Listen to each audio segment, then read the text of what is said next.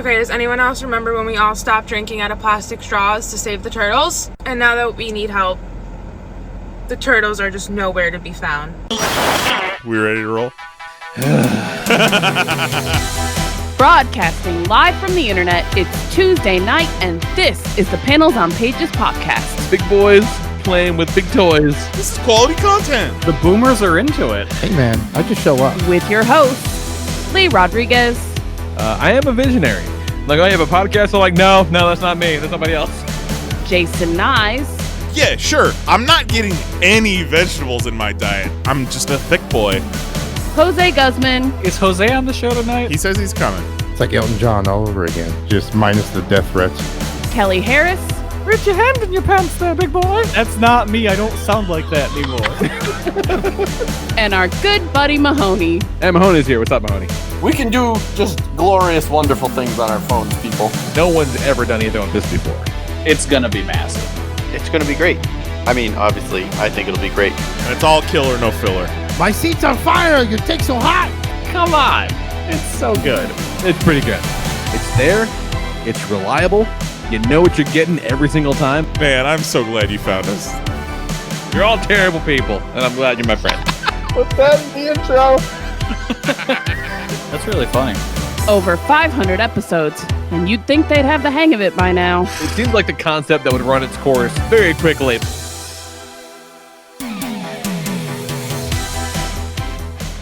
Hey, what's happening, everybody? Today is Tuesday, August 18th, 2020, and this is episode number 525 of the Panels on Pages podcast.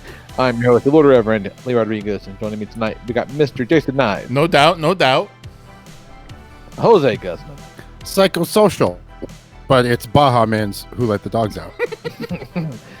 Kelly Harris. All-Star. But it's Yeah by Usher. And Mahoney. The intro to the podcast, but it's really just a TikTok.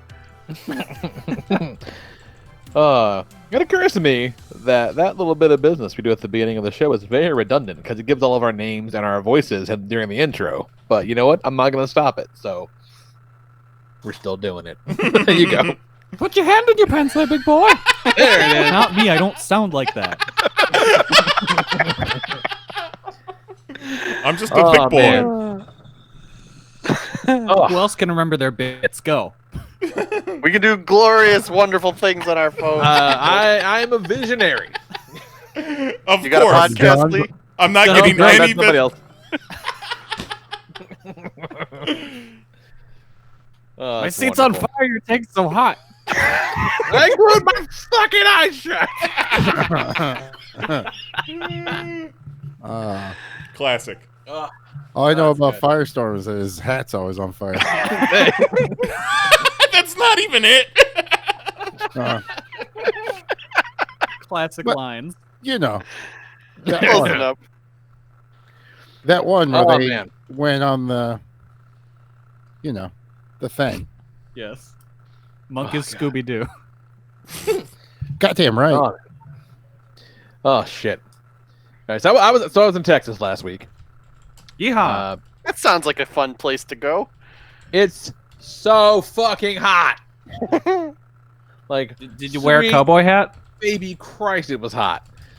No, I did not wear a cowboy hat. I mean, didn't really go anywhere. We went to visit my brother and his wife and their new baby, so like, we didn't do anything. Like, They it don't wasn't give we were- you one when you cross into the state? Yeah, I thought they stopped you, like the rangers, stopped you on their horses and made you put on the hats. Here you They go, do partner. not, they do not have a mandatory cowboy hat handout, but they do have a mandatory mask mandate. That was kind of nice. Like, in Texas of all places, which was kind of shocking. I'm not gonna lie. I'm legitimately shocked. Yeah, it was very refreshing to be like, no, you got to do this. And they had security guys outside the Walmart and the Target I went to, and they were like, hey, no, you got to put that motherfucker on and get out of here. Well, there we go. That's how they got them to buy in. They were like, what we're going to need to enforce this is a lot of tough guys to stand around and tell people what to do. And they were like, oh boy. Dang all yeehaw.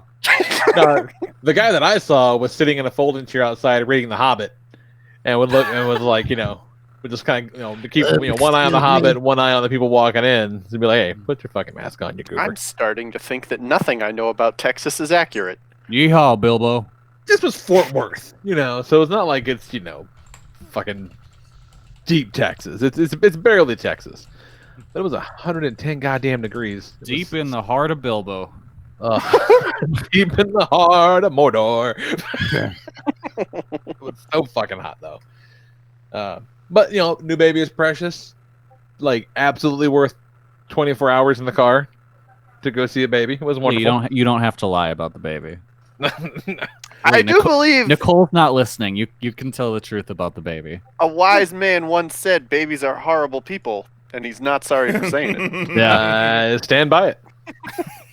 Stand by that ascertainment. But it was great. I hadn't seen my brother in a year, so it was nice getting to see him and hang out and see the in-laws. They're great folk. It was good. Is he still all fit from those black market ass injections? Yeah. As a matter of fact, he is. As a matter of fact, he is. Yeah. No. So I'm still riding that train, but Nicole's still like, no. Yeah, no. Wife three says no. You haven't seen him in a year. He's still fine. He's not dead. Like, what's the problem? I got my butt cheeks in the heart of Texas. I call that, Mahoney, empirical evidence. Yeah. So... You got the same genetics. Like, two of your he's three fine, you're wives fine. say no. Oh, no. All three of the wives say no. Good. It's a unanimous decision. Good. Everyone's against me on this one. I'm glad my Listen, sister I'm just wives saying, are along with me. Like, have him send some, and let's all do it. Yeah. Ooh. Oh, Kelly should not do that. I don't want butt stuff. No. Kelly definitely. There you go for some intro. I don't want.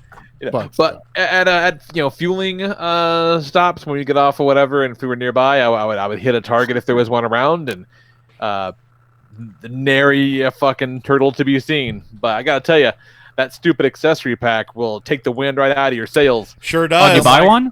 I'm like, oh, I'm gonna be a hero. Oh no, I'm not. You gonna wear a shirt for toys you don't have? Nah, sure didn't. But I was so excited. I'm like, oh shit, he's gonna be so happy. And then it was like, nah, he'd be sad if I sent him this. I kind of want one of those accessory packs to wear and like wear the shirt at work, and then someone's like, "Oh man, you get the pack?" I was go, "No, no, I got the shirt. I didn't get the figures." But as we were packing up, getting ready for the trip, getting everything ready, because Nicole packs like a fucking crazy person. She packs everything you could possibly need, and she's like, throw some Q-tips in this, baggie, and we'll take some of this. I'm like, fine. And like, I saw something that I'd seen for like a million times. Like your whole life, you fucking see that on every box of Q-tips, there's like a cartoon of a guy using a Q-tip in his ear, and it's like, don't do this. Like these are definitely not for cleaning out your ears. And I think it's hilarious. That's the only thing people fucking use Q-tips for, is cleaning out the ears. So the one thing they're not supposed to do. And there's no other product on the planet that's like that. Like, fair. Just imagine if every bag of bread you bought was like, hey, this is definitely not for making sandwiches. Yeah. Like, Whatever you do, do not eat this. No, whatever you do not toast the contents of this package and then eat it. It's not for that. And you better not spread no peanut butter on it.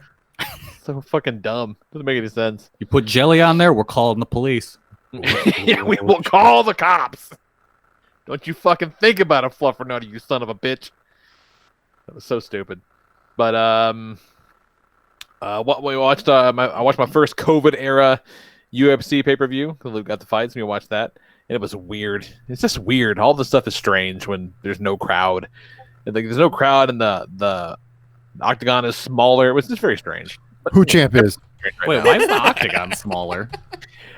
Because they're using a different ring, I guess, because they're in a different venue. They're not like in a big arena because there's nobody there, And I guess it's a 20-foot octagon versus a normal 25. Like the training stuff you would see on like the Ultimate Fighter. Yes, Okay. yeah, it's that size versus the big, like, kind of arena style. Yeah, okay. Do they make the Which is weird. fighters social distance? No, but everybody was fucking, like, all their coaches and everybody's wearing masks and shit. Good. Like, they're not fucking around. Yeah, I mean, they're doing their absolute best they can, but trying to still put on a show and get these guys paid, and it is what it is, I guess. But Did they Jesus. make like trainees go and like pretend to enjoy themselves? No, that's the thing. There was no sound except for like the corners. Okay. So there was nothing even remotely like pretending to be a crowd. It was weird. It was very strange. Because without that, you realize it's just two people beating the shit out of one another. Like, this does need a soundtrack of some kind. Just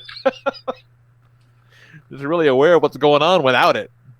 But it's fine. It was good. It was Stipe and DC. Stipe won. Pretty handily, I would say. It was a good fight, though. It was worth watching. And then last thing really to talk about, fucking came home yesterday and found bonus Legos, which was kind of awesome. What? Very unexpected. So I think we looked at it after Father's Day. Nicole got me that Le Pen Optimus Prime, whatever, and it finally got here because it's coming from China. But the box was huge. I'm like, what the fuck? Open it up, and there's two big ass instruction booklets in there. One for the Optimus, and one for a Gundam Barbatos head, like a bust, with all the the shit around like the maintenance rigs and like a whole bunch of minifigures and stuff. And I'm like, oh, this is weird. And then I realized there's a whole other set of bags, bagged up separately. Oh, they sent me a completely free 2,000 piece kit for this thing I didn't even know existed. And just what a crazy fucking happy accident, because there could have been anything in that box. And the extra thing is the thing I actively ended up kind of digging, which is kind of It just so happened to be your favorite robot boy. Yeah, it's a good robot boy, along with my other robot boy. So fucking just a little bit of brightness in this crazy ass pandemic world. Just watching the world burn, you guys. Just one day at a time. Just being like, oh, cool. Kamala Harris. Sweet. R.I.P. Rip. Nuts. Yeah, R.I.P. Kamala Harris. So what's up with you, Knize? Well, shit. Besides just trying to find the fucking pop chat and figure out why we weren't live and all that, I'm a little off my game right now. But yeah, you were just noticeably quiet. Yes. We're trying to thought you were ready. Thank you guys for covering all that. But Lee kind of alluded to it earlier, so we have another segment of Where are the turtles? Where are they? All right, so last Thursday I went out.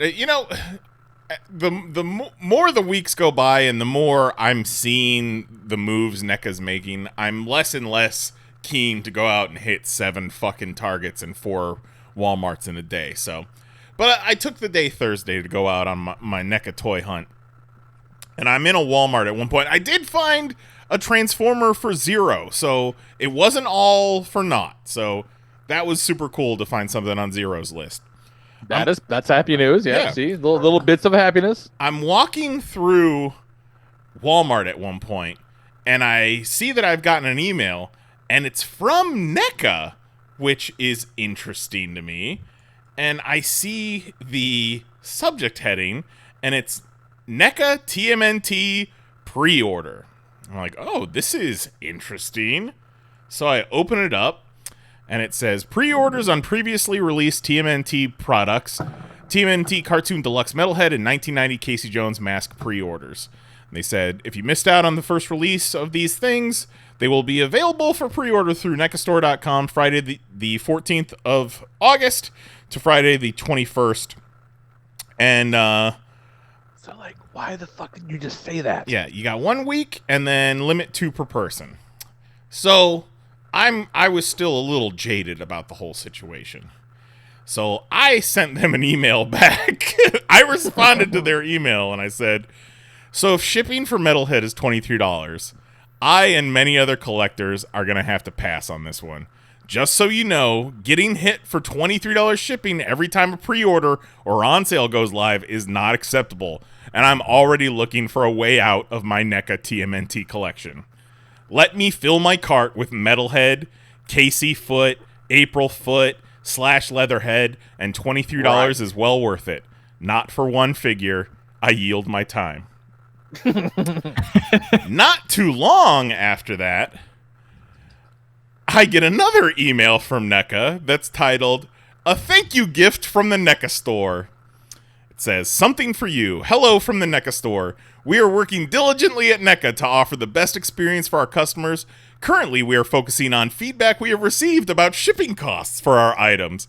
We are happy to announce our next pre-order will offer a flat rate shipping price to make it easier and more affordable for everyone. Due to your purchase of Supper Shredder, we are sending you a $5 coupon for your next order or pre-order. This is a one-time use coupon, and it is not to be shared. Sharing this code will result in its nullification. Thank you again for shopping at the NECA store." So I emailed them back in that other chain. I'm like, "Hey, look, I just got this email. Thank you for this. Sorry if I came off a little dicky in that last one, but it's nice to feel seen finally." So I talked to Mary about it. I told her what the deal was. Metalhead's up. They're doing flat rate shipping. I got this $5 coupon. I got to put my goddamn money where my mouth is. So I went to purchase Metalhead, loaded it up in my cart, added my discount code, and I got it for $39.98 after shipping, which was a flat rate of $14.99. Still not great, but that's still pretty fucking high. Yeah, that's still ridiculous. It's still very high, but it's comparable to what I've been charged for shipping from NECA in the past. But having that $5 coupon also took the sting out a little bit. And $14.99 is still way better than $23. Yeah. It really is. And it sounds fucking ridiculous to be like, to be breaking balls over $8. Sure.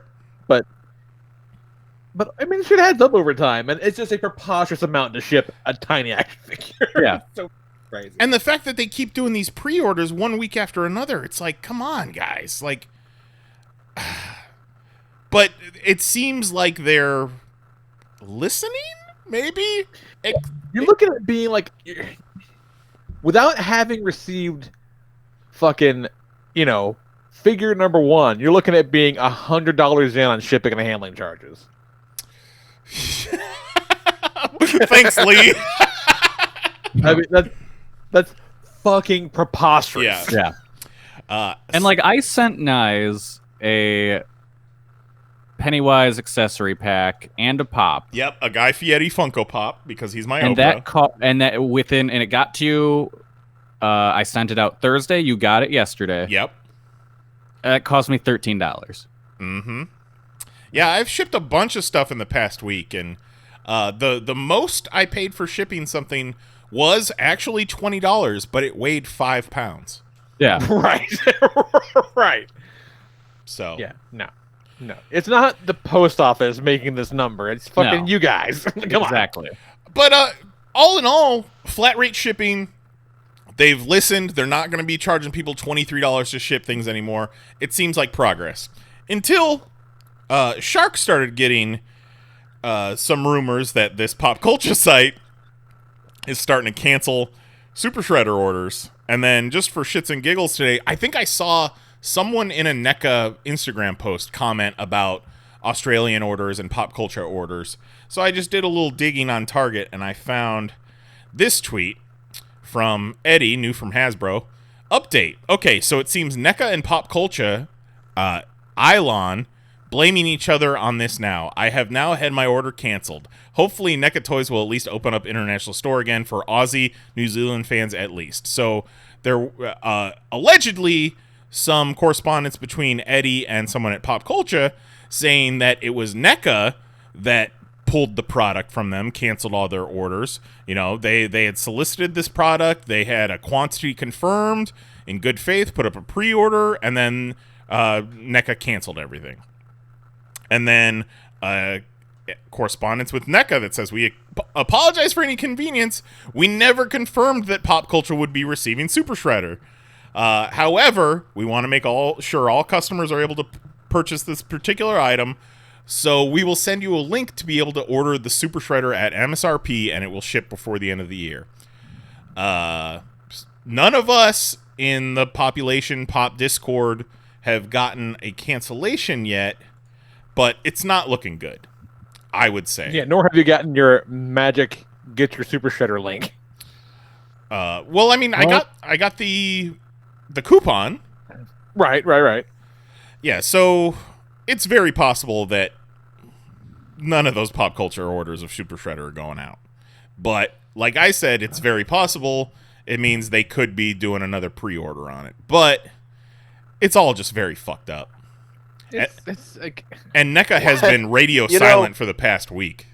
It'd be easier for them to just, instead of do another pre-order, just make a couple more and send them to the people in Australia.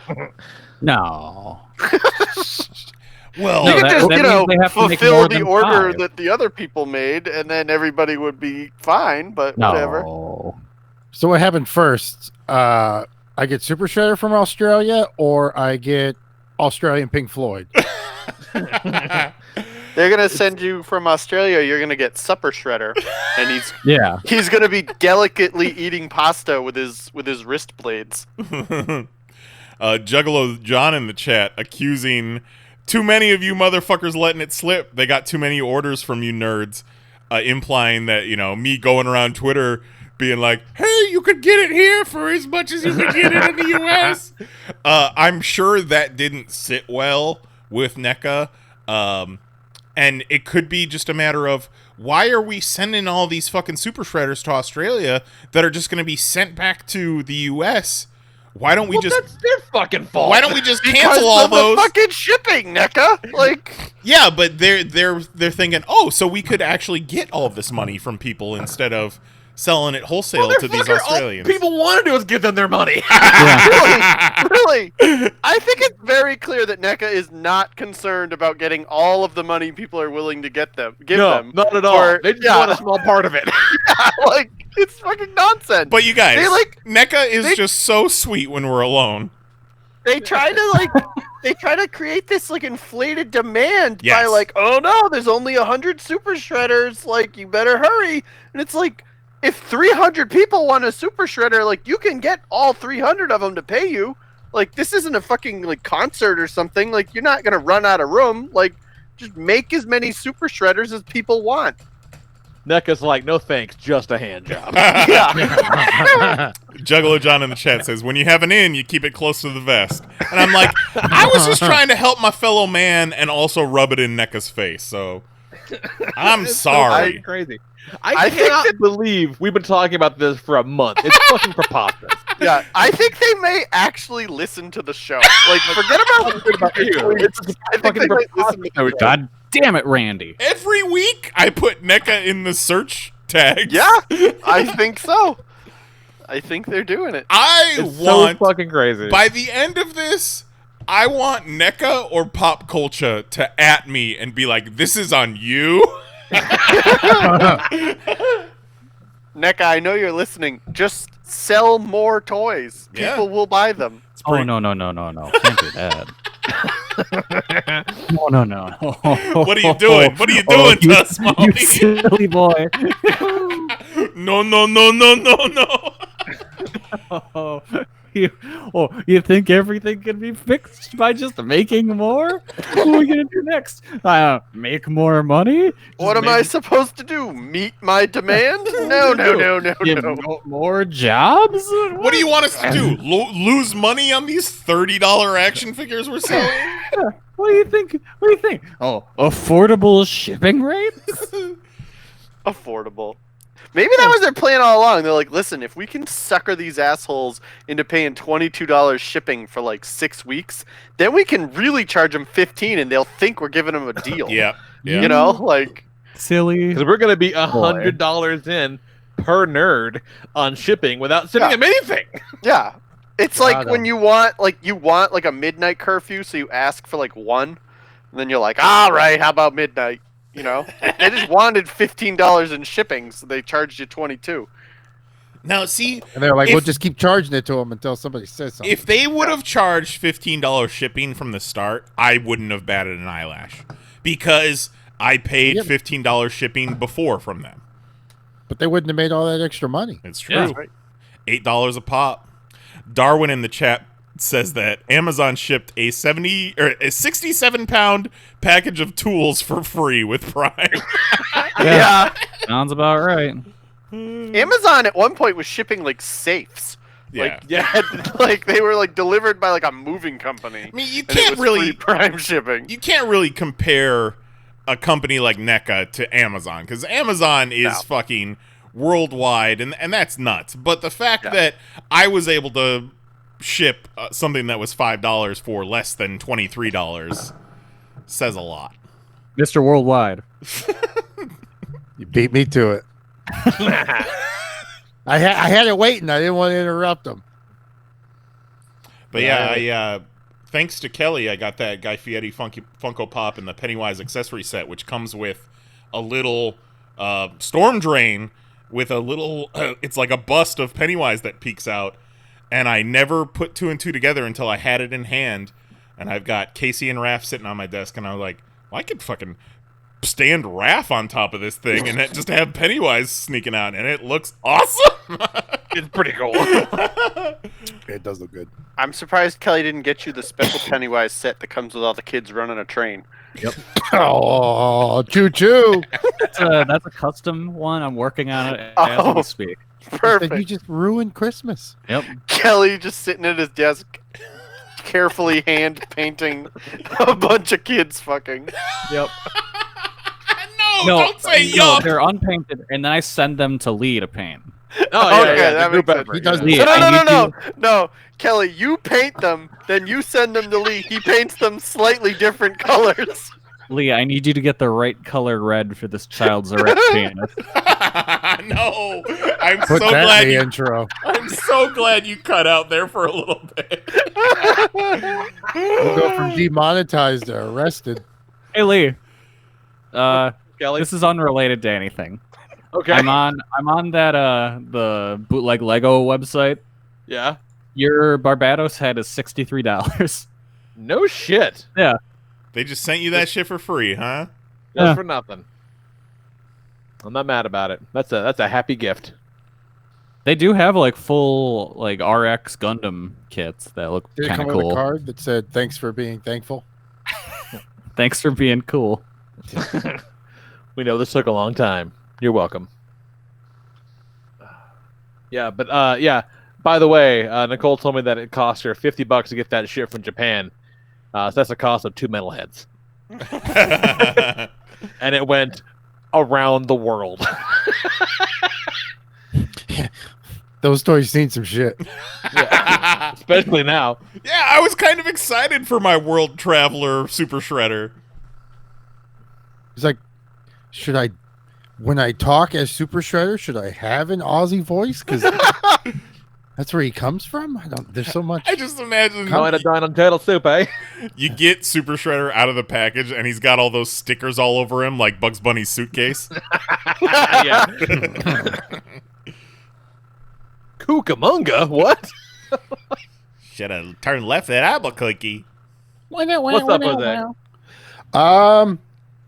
Fucking Chili Willy, man. Oh, is it Chili Willy now? Chili Willy. Enjoying some daily thunderstorms. So that's pretty cool. Yeah, there Just were tornadoes northeast of Orlando today that just fucking flattened an entire town. Yeah, Nate, like Iowa? Yeah. Yeah, how Yeah, did none of us hear about that? we No had a one land heard about hurricane. Iowa. I only heard about it because Mahoney heard about it on TikTok. Yeah. I'm telling you, shit's Wild. getting wild. Earthquakes in Georgia. 130 Atlanta. degrees in Death Valley. Yeah. Oh, no, Yeah, I saw talking it was about- 130. Yeah.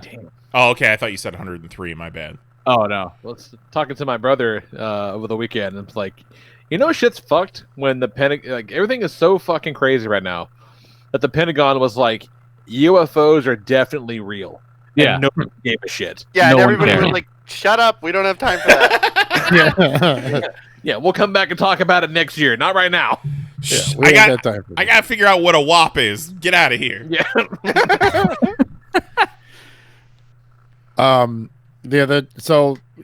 The other night, me and the lady had a little DC marathon. Remember Nice. that good old hit, Batman Returns? Sure do. That's good. That's a times. fucking weird ass movie. A really weird, horny movie as Batman Returns. That was a fun Christmas commentary we did. Sure was. Fits why it's her favorite. So that was pretty cool. And then we did, while she was cooking, I watched the second half of Joker because the first half's just fucking depressing. The whole thing's depressing. Yeah, it is, but you know, the second half has it's got cool music. Yeah. Depressing music, but you know, it's cool. Fair. Yeah, it's got then we did- music she by wanted to watch- pedophiles. She wanted to do Aquaman, so we fucking checked out Aquaman. Oh, we all want to do Aquaman. It's fun. Yeah, You know. Aquaman wasn't bad. No, it's fun. It's fun. Except tell them what she said as you were 2 hours into it. Oh, she's watching it, and she was like, "Okay, I'm done. I'm ready to go to bed." And I was like, "No, there's like still an hour left." And she's like, "Fuck this." So we started fast forwarding, and I'm like, "Okay, so this is blah blah blah blah blah blah blah blah blah blah blah blah blah blah blah, and the end fight. Let's go. Let's And get then to the giant crab people. We still had 40 minutes after that. Yeah, the movie gets bored with itself at one point. They're like, skip it. They were like, fuck the crab people. Yeah, because like the movie's fun, but where it struggles is when they start talking. But other than Yeah, that, that's fair to say. I hate when they talk. because you know it's like they're trying to tiptoe on this. He's an action star, but this is also Thor funny. Right. Or Yeah. Guardians of the Galaxy funny. So here's some funny bits. And then, like the scene at the when they're in the dunes, it just looks so fake. It takes me out of it. Oh, when they go to the desert is when that movie definitely, like, it needs to be fast forwarded at that Yeah, point. because then it's like now it's a rom-com for Yeah. about 20 minutes and And they like come out of the water to Africa, and it's like, okay, yeah. just stop. Yeah, it's like, when I think about the setting I want for my Aquaman movie, I definitely think about the desert. Yeah, exactly.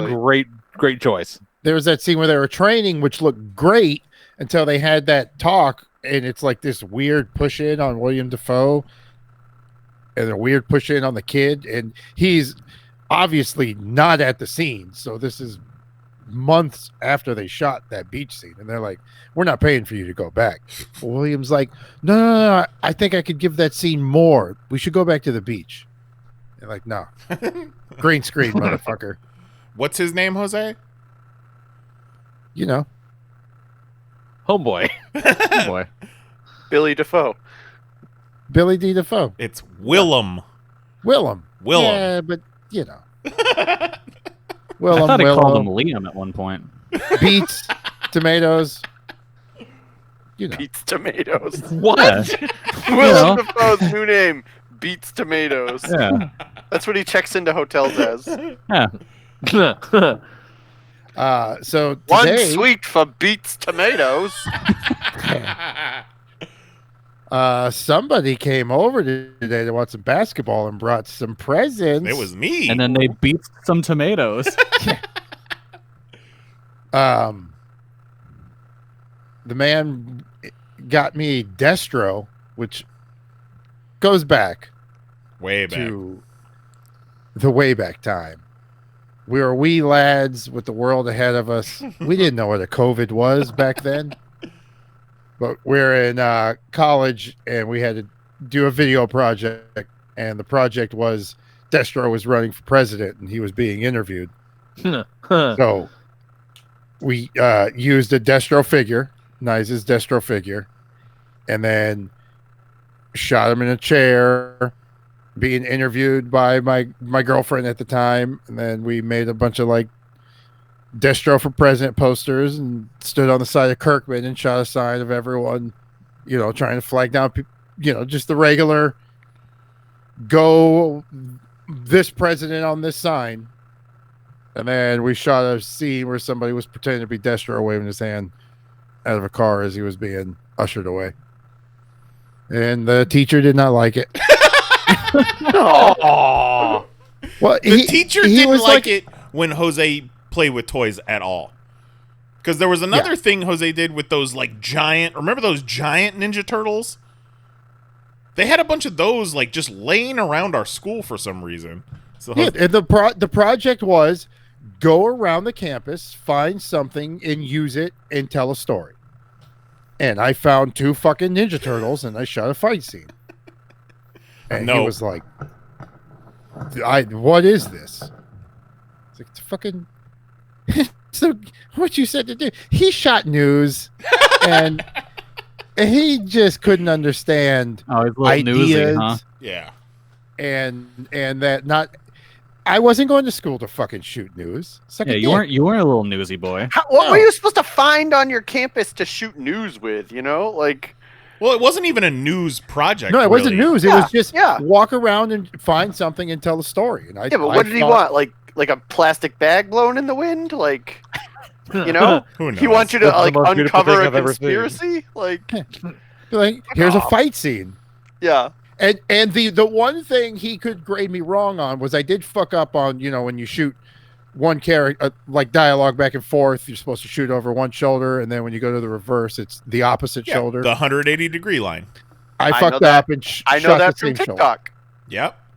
So that you could, mark me off, but like don't slam it Just because you don't like the content. Yeah. You gave a project. I followed the guidelines of the project and handed in the project. You just didn't like that I used toys. I'm sorry, I'm not adult enough for you. Still playing with toys to this day, so fuck you, guy. Yeah. Yeah. Next time, you should have had the Ninja Turtles do like something else. Like instead of a fight scene, they like one of them's pregnant. Well, a dramatic scene of You should have done like you just recreated the film Kids, but Oh with my those God. Ninja Turtle figures. Here's the Ninja Turtles finding out about 9/11. How funny is it, though, that this guy broke your balls about playing with toys for so long, and then we end up getting hired by the biggest toy convention in North America, You shoot and then toys. To the video. literally got paid for shooting toys. Yeah, and here's the thing is, like, on the rails, humble brag, either one of us could go up and grab any of those fucking cameras and go shoot the news. Yes. Yeah. And it would look better than what some of these fucking Absolutely. things they're passing not off for as nothing, shots. But I feel like the news is objectively the easiest thing on the planet to shoot. Yeah, you kind of just stand there. Point and What click. does this guy want? Like, Jesus And Christ. for the most part, the reporter chick's telling you or pointing at what you need to shoot. Yeah. So if you fuck that up, like she's like, and then this right here, this car, and if you miss the car, like, what the fuck? Yeah, if Really the camera guy is not there to make artsy choices. And What what a I've dick. seen, we can pick up any camera and work at WWE. So Yeah. fuck you. The only downside to shooting the news is that the cops are going to beat the shit out of you. Yeah. right. The best thing that teacher taught us, he was actually one of our cooler teachers, even though he broke Jose's balls. But he taught us the concept of Dingaloris. And I don't know if we've ever told you guys about Dingaloris, but it's the concept of when you've got a shot and then you hang something in the foreground in front of the camera to be out of focus to give it more depth. And that's called Dingaloris.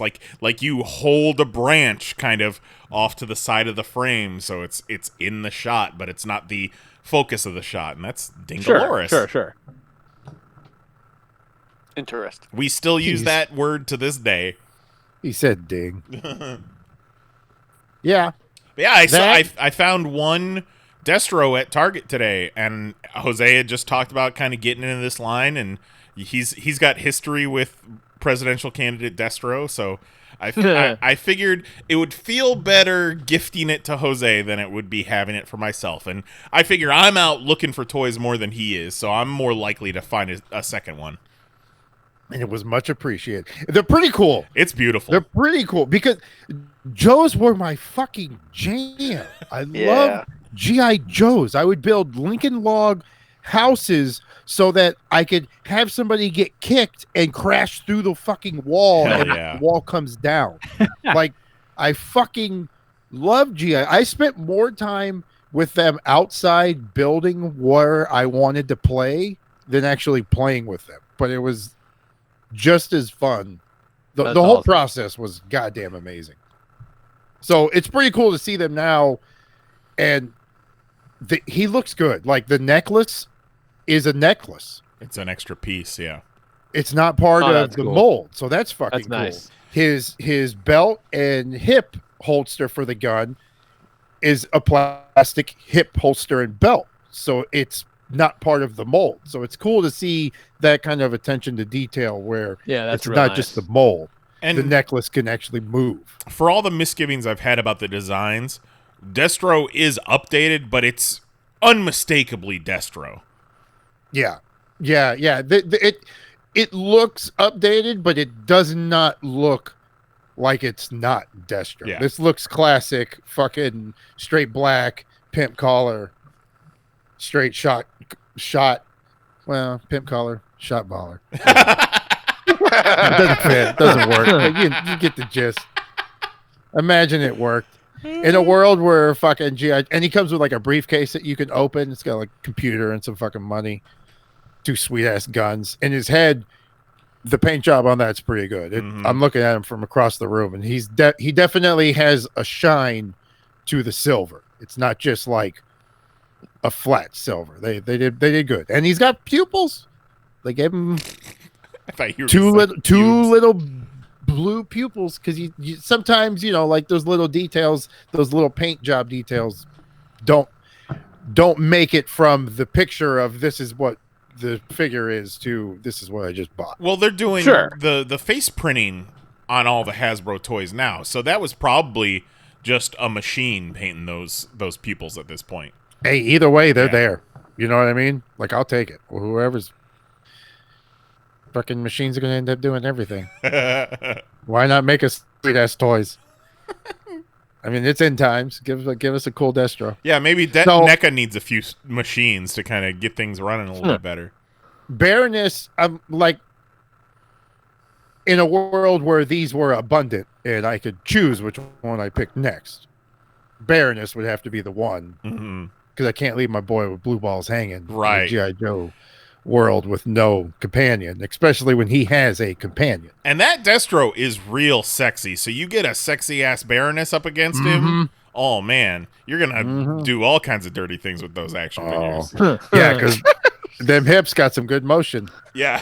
Oh yeah. Jose's looking at the Destro and he goes, "Really nice butt." Yeah. They gave him a nice dunk. Jose's like, let's talk about this kung fu grip. Oh yeah. So it's pretty cool. And then after Baroness, Snake Eyes. There's supposed to be an Arctic Snake Eyes that's out right now. So it doesn't look like Snake Eyes, but they're all coming, and they'll re-release them 100 times a piece. Yeah, they'll all be around. The box was cool. No zip ties, no twisty ties, no rubber bands. Nice. One of the guns had tape over it, so it wouldn't fall out and slide around in the packaging. But other than that, just pop right out. Some of that very collector-friendly packaging. Correct. Very collector friendly. Just had a little piece of tape you had to slit with a knife or a razor blade. I was surprised my Guy Fieri Funko Pop didn't have any tape on the box. Is that standard? Yeah, they don't tape them shits. Oh, so you could logically take your pops out of the box and no one would ever know if you put it back in and saved the box and sent it to them. Yeah. That's wild. And surprising. Wild times, y'all. Once they're exposed to air, they start to deteriorate. Yeah. You can only keep them safe with a good shellacking. Yeah. You know what I mean? When you open the Fieri, did you hear the? Yep. So you gotta pay tribute Broke the seal. if you I am looking forward to like hiding him in various kitchen cabinets. So when Mary goes to get a cereal bowl, she opens the cabinet and it's, "Hey guys, Guy Fieri, diners, drivers, and dives." So if you don't seal him up quick enough, Mary will open the thing. It'll just be dust that comes out. I don't feel so good. You see the picture on the box slowly disappearing like that. Yeah. You check the TV guide, and there's no diners, drive-ins, and dives anymore. Oh my god! It's fucking lunch counters starring Steve Smashmouth. It's just Cake Boss. Yeah. Cakes, and cakes with the Cake Boss. I'm the fucking Cake Boss. Cake Boss. I only ever saw one episode of Cake Boss because my Boss. mom has fucking weird shit on TV whenever I go over there, and it was like, all right, you guys gotta make yourself like a big fucking fancy cake or whatever, and everybody makes all their fancy cakes, and then they're like, okay, and they're unveiling them on the roof of this building, right? And they put the cakes on the thing, and he's like, all right, you guys' cakes look really good, but check this shit out. He hits a button, and like their tables like catapult their cakes into the alley. And he's like, sometimes when you make cakes, like shit happens. You gotta make the same cake again, but you only got like 25 minutes. And I just imagine being one of those teams of bakers and just beating the shit out of the cake box. It's a fucking outrageous thing to ask somebody to do. Lee, you've got a lot of violence in your heart lately. Did you choke anybody out at Jiu-Jitsu tonight?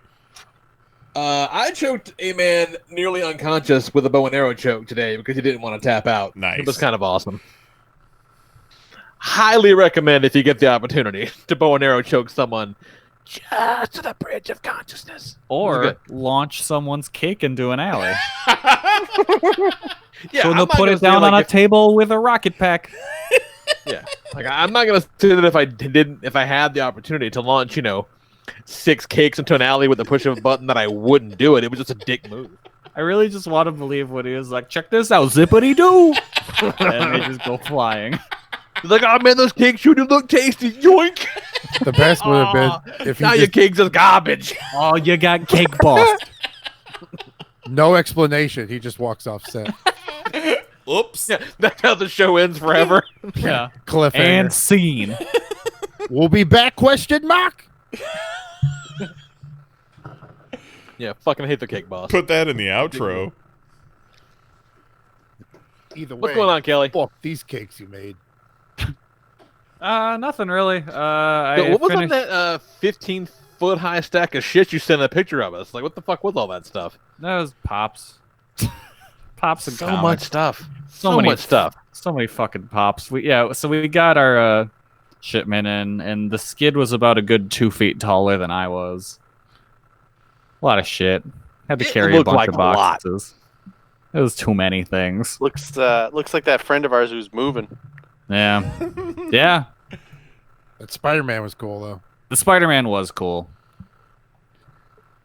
Yeah, There's a couple cool ones. I definitely could not get into collecting having stacks of those boxes. That's the thing. If you're gonna buy Pops, buy them because you think they're cool, and you're not buying them because they're Pops. Mm-hmm. There's too many people that do that, where it's just like, oh, I just get this. I'm like, well, why? It's like, oh, it's a Pop. I collect those. Yeah, no, fuck that. Yeah, I'd be very specific. The only reason I have Guy Fieri is because I don't think they'll ever make another Guy Fieri action figure of any type. So, dude, McFarlane NECA should do it. Yeah, NECA and McFarlane needs when there's a NECA one. I mean, NECA did the Bob Ross. It's true. You should float the idea at Toy Fair next year. Oh, I'll float something at that NECA booth. I'll float Randy down a fucking river face down. Oh, yeah. Hey, they gotta pay. They gotta pay shipping for that idea. Randy, if you're listening, he doesn't mean it. I don't. Randy, if you see me coming with a big bundle of papers in my hand, you better fucking run. Because you're gonna get whapped so hard. You're gonna give him the WAP, Kelly? And then you're gonna pick up those papers and you're gonna say, Mr. Kelly, your papers. Your papers, sir. So yeah, carried around a whole bunch of boxes today and unpacked a whole bunch of stuff. So that was fun. Not really. Over the weekend, I finished the Mario or the Lego Nintendo.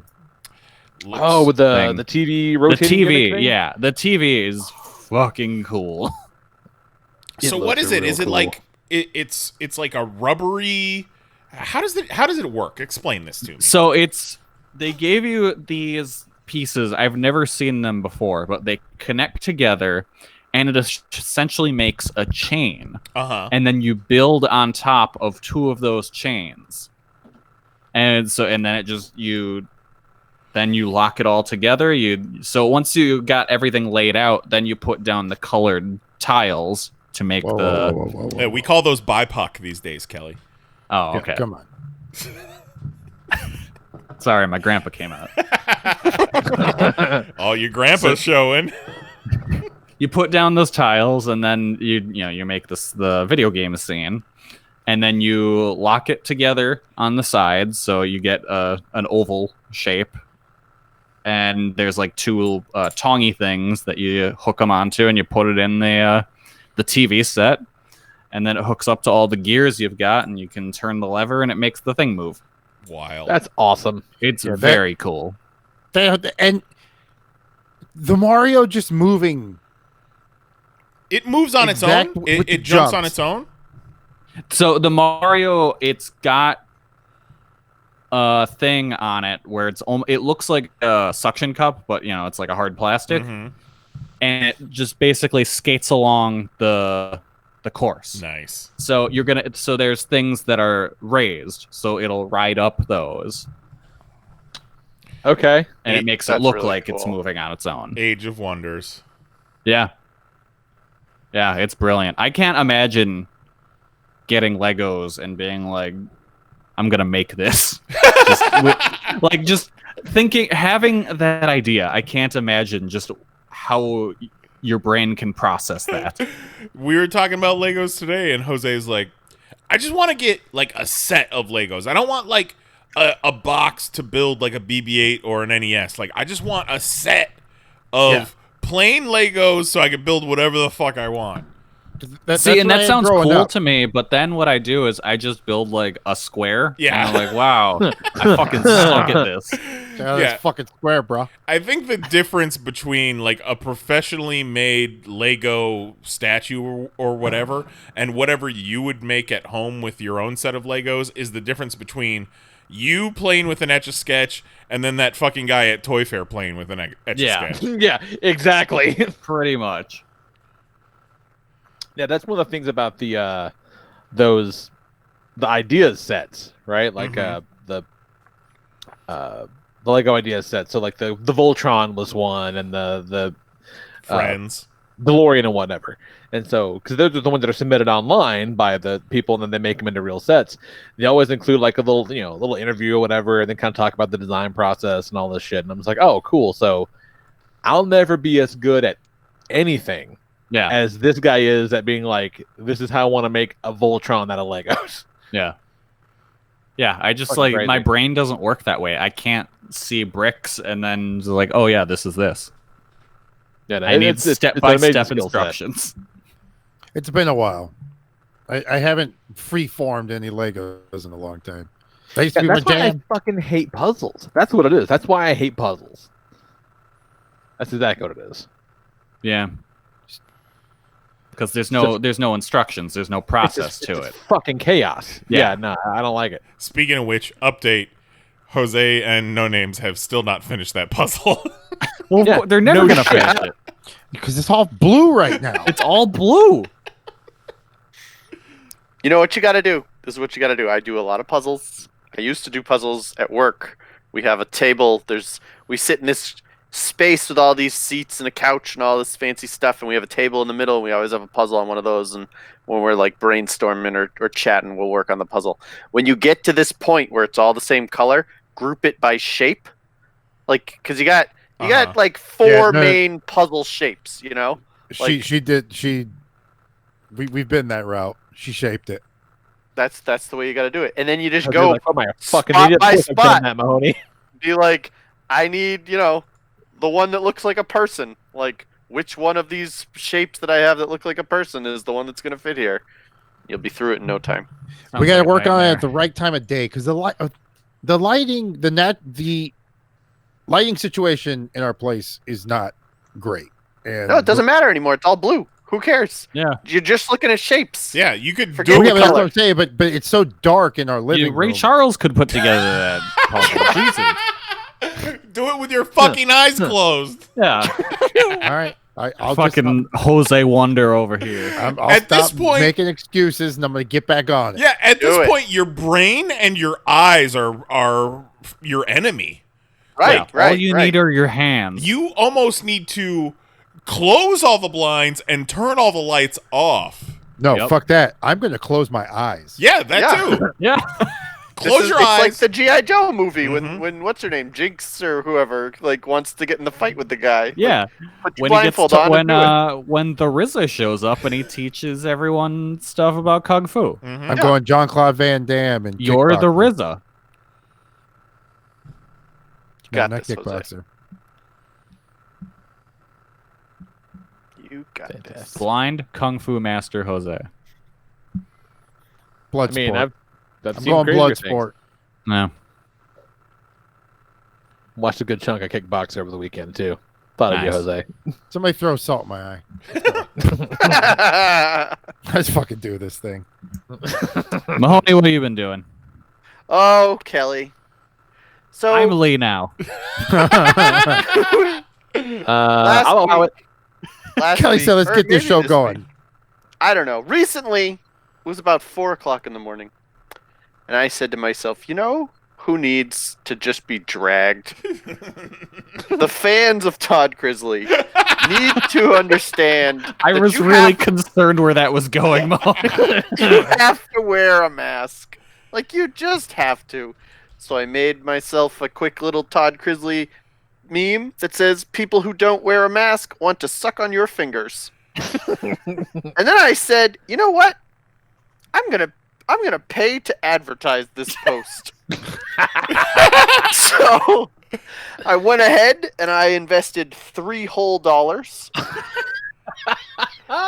And they pushed I didn't know you this. did that. I did not realize that was your money. I thought that was like something they offered us. Oh no! Yeah, no, I paid $3 actual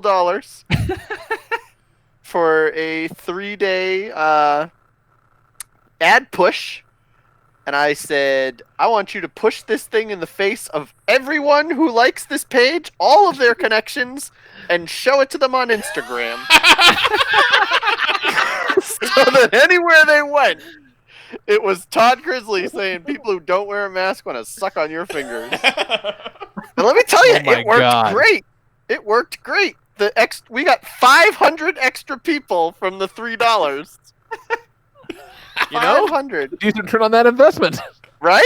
I was like, that was well worth it. The best part is this guy today. I guess I won't say his name. Well, it's on the But- screen right now, but fuck him. Yeah. Okay, yeah. So this dude at the top, he says, "You people can just suck on your own shit." Capitalized shit. Capitalized shit. Now I'll tell you. Go ahead and click on this profile. All right. Everybody, don't read his name. Look at his picture, and it's very clear what the man is a thumb. He's clearly a thumb, wearing glasses. And he's a magician. And he's a magician, but he's absolutely an actual living finger, and that is why he took so much offense to this. It's like, Yeah. he's like, I don't want to be sucked on. Myself, a living thumb, I do not want to be sucked on. He says, look at my pictures. I don't Mahoney, wear a did you mask. see what I hit him with? Oh, I saw. You gave him the old okay boomer. Yep. And the best part of Kevin's profile page is his intro line, which is, "All lives matter. Signed, God." Yeah. Very religious, that guy, I can tell. XOXO, the Lord. Yeah, all Yeah. lives matter unless they die of COVID. Then fuck them. So yeah, I feel like that was money well spent. Yeah, worth it. There was another dude who was like, I don't want to wear a mask, but he seemed kind of like jokey about it. And He then the seemed other kind of guy, okay with it. yeah, the other guy who was like, if you are wearing a mask, that just means that you want to suck on a dick. And I said, what kind of mask did you pick? He did not respond. I bet you he got a gotten to certificate today. Yep. Because, like, what are you going to say back? Are you going to be like, oh, I don't wear a mask? And be like, okay, cool. Which finger would you like to suck on? Like, what? Where do you go? You've boxed in. If you haven't already... While we're talking about this, I have to bring up the puzzle that I sent you guys. The Mad Kurt puzzle. Where I am still convinced that Mad Kurt is actually Mahoney. The puzzle has various pictures of him, and it says, I am so cool. He goes, because I love to go onto the internet and make people upset because they are sensitive about things that I find it strange to be so sensitive about. I am so cool and lonely. Making people I cannot relate to cry takes the pain away. Jesus I'll tell you what, if I'm Mad Kurt, I'm never going to admit it. No, you won't. Never. Mahoney's We had a very long, we had a good lengthy digression yesterday about, you know, which of our various cast of characters is actually somebody else, one of us. Good times. Yep, you can never tell. Somebody comes along, and it's like, is this person real? Like, is Eric Magnus real? Who knows? No. Well, after Eric Magnus's school memories, I think he's definitely real. Yeah, definitely sounds real. Or it's again, Kerouac. while we're on the subject, again, thank you everyone for those amazing fucking stories last week. It was so good. Great. Those were fun. The entire I wasn't able to tell my stories on the show last week, but if you'd like to hear some school stories, I made a series of novels about a wizard's school Was that right? Thanks, where JK. everyone shits on the ground and they magic it away. Thanks for stopping by, J.K. Rowling. You're welcome. Toodaloo. They do have a lot of bathrooms in those books for a bunch of people who shit on the floor. Yeah. Don't they have that one where, like, a ghost cries all the time? Yeah, there's a ghost in there, yeah. Well, Yeah. no, Yeah. the moaning myrtle likes to look at little boys' dicks, so maybe that's why they shit on the floor outside. That could be. That could be. You got two choices. Either shit in the floor or a sad ghost stares at your wiener. Well, she's not sad when she's staring at your wiener. Oh, That's no. why she That's does true, it. that's true. She's like, whoa, what a wiener. That's not Kelly. He doesn't sound like that No, anymore. it's not Kelly. I don't sound like that. So when I was not harassing fans of Todd Crisley on Facebook and Instagram, I was just watching talks. Tick tock, motherfucker!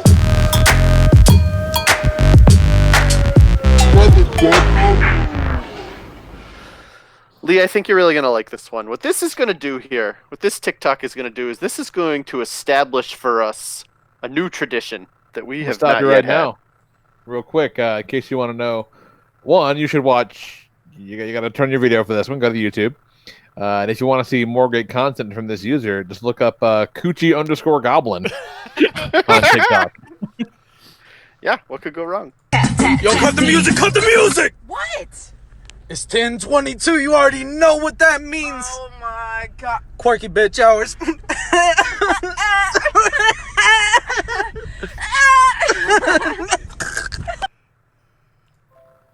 No. I hate it. It's what? I hate it. 10:22. Apparently, No, apparently. 10:20 p.m. 10:22 p.m. It becomes bitch hours. I hate it. Which hours? You know what's interesting about that? It's quirky bitch Quirky hours. bitch hours. Yeah. Okay, I thought he was talking about just being Corky. like grandpa. Like, what? Yeah, but I thought he was, Quirky witch hours. William Dafoe? Whose chance? his name was Bob. So the best part about that is that when we're doing the show, 10:22 is almost certainly right in the middle of Lee's update. So Everybody, watch out for quirky bitch hours. Well, actually, Lee, aren't you in God's time zone with me? Yeah. So it's not even 10:22 yet here. Oh shit! So we Couple can more minutes, you guys. we can do it twice. So then who's 10:22 then? What? Well, I mean, it's not 10:22 to Lee. So who's Go Lee's to 10:22? sleep, Grandpa.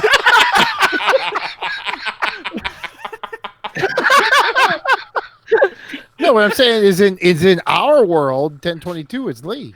All right, But Jose. in Lee's world, it's not 10:22. So who's Lee's? It's like feeding a gremlin after midnight. Jose, this next one's gonna be much easier for you. I don't know about that. You're gonna enjoy this. I like this one already. Oh, this one's great. It's about a fat dog. Guy eating some pretzels. Surprise, motherfucker. Jesus Christ.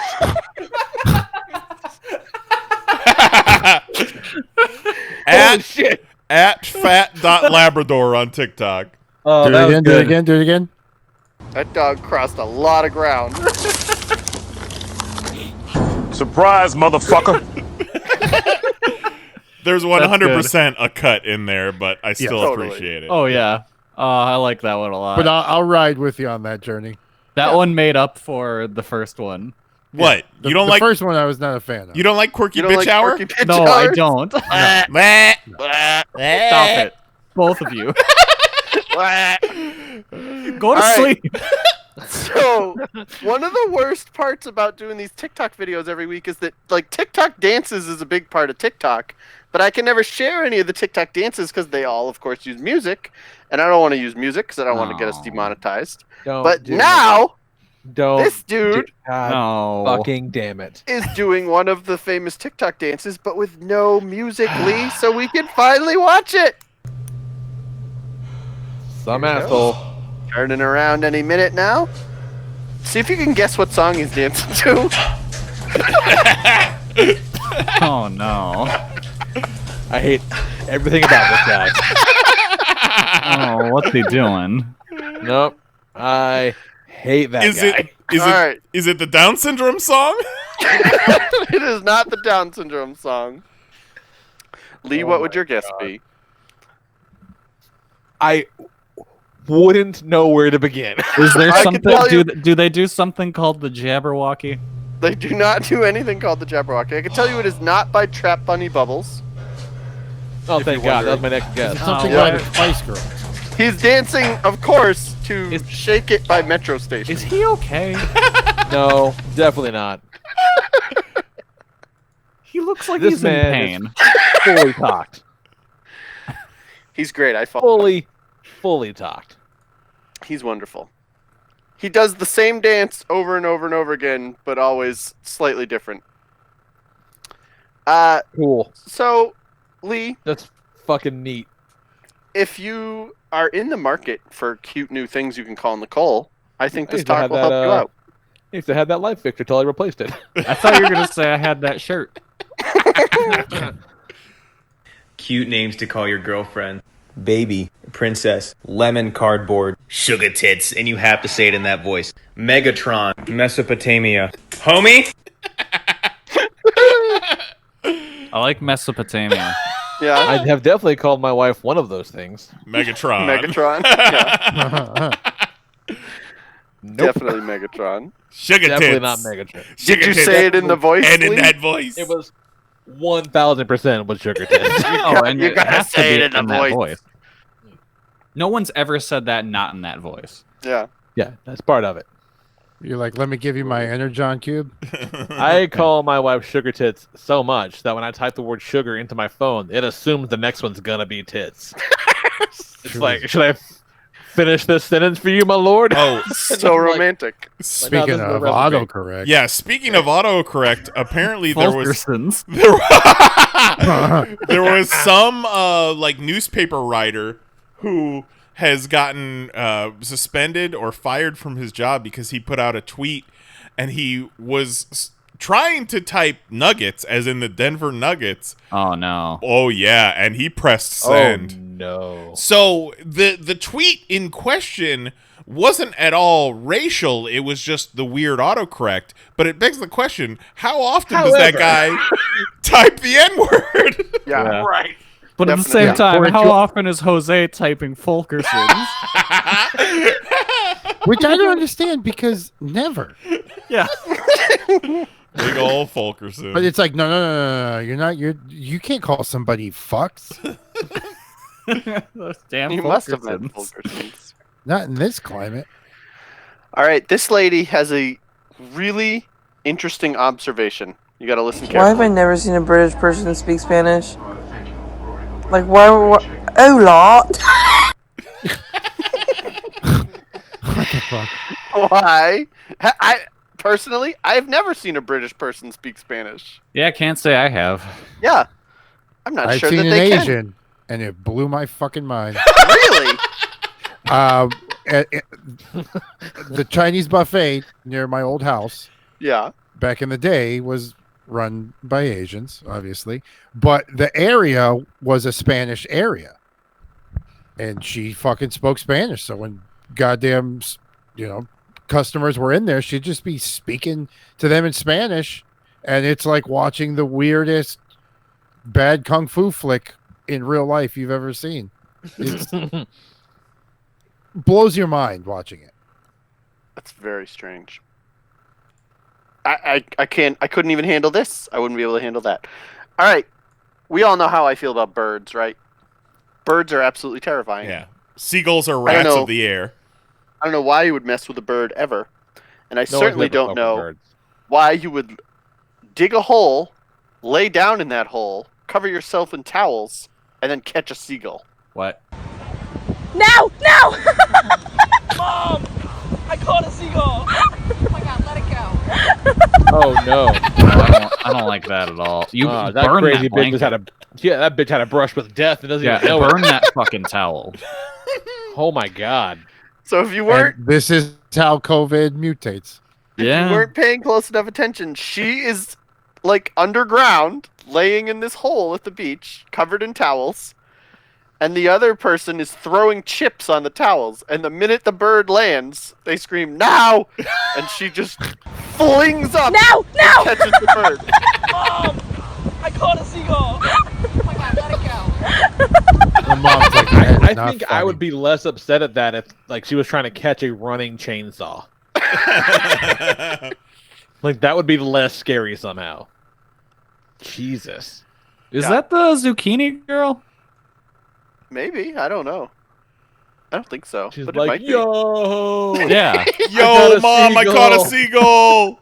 yo. That'd be the only thing that would make it any better. What would possess you to be like, I'm gonna set an elaborate trap for a seagull, and I'm You want to be on TikTok? Yeah. Too much freedom. I mean, you can get on TikTok. I mean, you're at the beach, literally just Freedom. There's a whole TikTok trend where you just stand up and walk away from the camera at the beach, and that's a huge thing. What? So. Why? Huh? Too much freedom. People, what? They just walk away? Yeah. Are they trying to see who gets their phone stolen first? No. Do you think the animal rights types would be offended by a video like this, or would they be like, "Oh no, seagulls are gross"? You know, I feel That is like a very good question. that's a real conundrum. Like, I want to say that they would be offended, but also seagulls are gross. So I just don't know how they could be. It's a tough one. It's a real Sophie's choice. That really is. Pop topic for next week. They're like, guys, we get it. We hate them too. Yeah. Remember when that seagull or pigeon or whatever ate that rat? Ugh. Yeah. That was so gross. I'll fucking never forget it. I knew as soon as I saw the 1022 It's Quirky Bitch Time TikTok as Mahoney's number 6, I knew we were in for a ride tonight. Lee, guess what? What's up, Mahoney? It's 11:22 here. Oh, It's no, it's not. It's 10:22 there. 10:23. The time has passed. What? Oh, missed you done your missed it. opportunity. You done missed it. God Yo, cut the music! Cut the music! What? No. It's 10:22. You already No, know what I that refuse. means. I will not Quirky participate bitch hours. in this. Lee, Keep talking. Lee, come on, talk with me. Say something. Cover up this bed of nonsense with our words. We gotta have the power here. Yeah, God damn it. We do have a classic this week, and it's also from Mahoney, and it's just 5 minutes of quirky bitch time. So enjoy this. No, I'm just kidding. I'm kidding. So since considering our pop topic for tonight, I wanted to use the clip when Mahoney asked us if we'd rather have one ant in your pee hole or 10 ants in your butt hole? It was a whole bunch, and I did not ask this question. Okay, for some reason was submitted by a user. Okay, for some reason I always connected to Mahoney, but that's one of the episodes. It's from episode 62 from the reboot. It's one of those episodes that has just been lost to time. Like, none of us has a file of it. So instead, Mahoney pulled this gem that was a little extra L-Whip bit that went into the feed. It's from Popcast number 112 from June 2011, and I have titled this one, Kerouac Makes Ass Soup. Oh no. Enjoy. And now, a curated selection from deep within the Popcast Network archives. We proudly present this Popcast classic. Alright, population. The clip of the week, in my opinion, comes from the Popcast, where Mr. Jason Kerouac broke down his opinions on showers, baths, and raw, chafed asses. Dude, alright, honestly, I just have to say, back on my fucking honeymoon... Hey, remember, I was married. The hotel room, the suite that they put us in, it had the, like, bathtub for two that had the jets and everything, but I love the fact that it also had a shower stall off to the side in case you were, you had a friend over, or I guess if you were fighting or something, like, I don't get it. I'm just picturing, like, the couple on their honeymoon. The concept of a bathroom that has a separate bathtub and shower? Yeah. You don't get that? Just in a home, maybe. In a like honeymoon suite? No. Like, fuck that. I am not reserving a hotel room that only has a bath in it. That's all it is. You can't, every time you bathe, you can't take a bath. That takes way too long. No, that's for nights you feel special. Dude, fucking light a joint, light some candles. Again, I'm not talking about, like, yes, in a home, I expect there to be the ability to shower and or bathe. But Tarek, I want to point one thing out really quick. Because I think this will handle your argument. Sometimes people stay in hotels and they're not on their honeymoon. But this was like a fucking, I don't know, it was a suite. And I feel like if you're going to bother to have a suite, you have the time to take a bath every fucking night. You better commit to that bath. No standing while you bathe. Yeah, but I'd be exactly. If you're in a suite and you're using the 3 foot by 3 foot shower stall, you're wasting that suite. Is what I'm saying. Yeah, but no matter how nice the hotel is, I don't want to take a fucking bath. And even if you do take a bath, what if the bath is like if filthy? You're in a suite on your honeymoon and you're not using the shower stall, then you're fucking up. Yeah, what if you take a bath and you do just filthy things in the bath? Then you have to take a shower to wash the bath off of you. Yeah. Oh man, that was such a fucking dirty bath. I would point out that the bathtub also had a remote-controlled blinds above it. Like, there was a window above the bathtub with remote-controlled blinds, and I was sitting in a bathtub just playing with the blinds like, this is awesome! It really is a wonder that you guys didn't work out. The last time I took a bath, I fucking took a bath with G.I. Joes, and that was years ago. Like, You can't take a bath with G.I. Joes. The plastic ring gets wet and they break in half. That's true. I bathe often. I don't usually bring my G.I. Joes into the bath anymore because I respect them too much. So do you, on the regular, take a bath? I usually shower before work, and then, like, probably after the show tonight, I'll take a bath. Oh my God. I usually take a bath before bed. Seriously, the only time I've ever used my bath is when I need to shave my pubes. I was going to say, I find it relaxes me, and it's a good way to shave. No. Probably refreshing after a Crohn's attack. Standing up's a kind of cool Oh. way. Thank you. No, you it's do that not want to too. sit in If Crohn's I've had a soup at all. particularly nasty shit. If No, I've had a particularly a bath is not the way to clean No, your because ass you're just after a- sitting in it. You might as well just try to fit your ass in the toilet and fucking wash yourself there. It's the same shit. You know, I make sure it's clean first. But the point is that is what a shower would. But you're washed.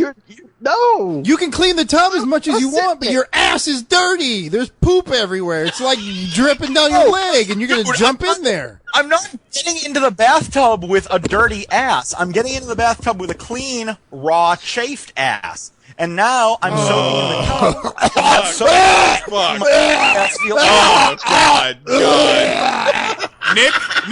Nick, help me. Nick, do you have anything coming up on PanelsOnPages.com this week?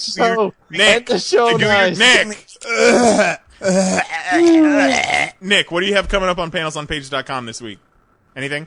Knize already pointed it out on Twitter, at @BelieveInKnize, follow him today, but the 4-person tandem groan that followed that story is one of the best moments of any show I've ever heard. Alright, population, thanks for listening to this quick little spotlight. I now return you to your regularly scheduled programming. Good night, all.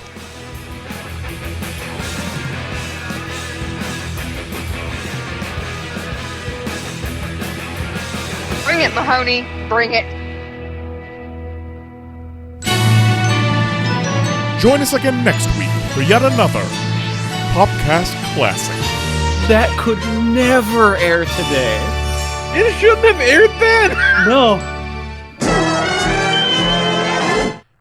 9 years ago. My favorite part of that is when Jose is just going, a bath? A bath?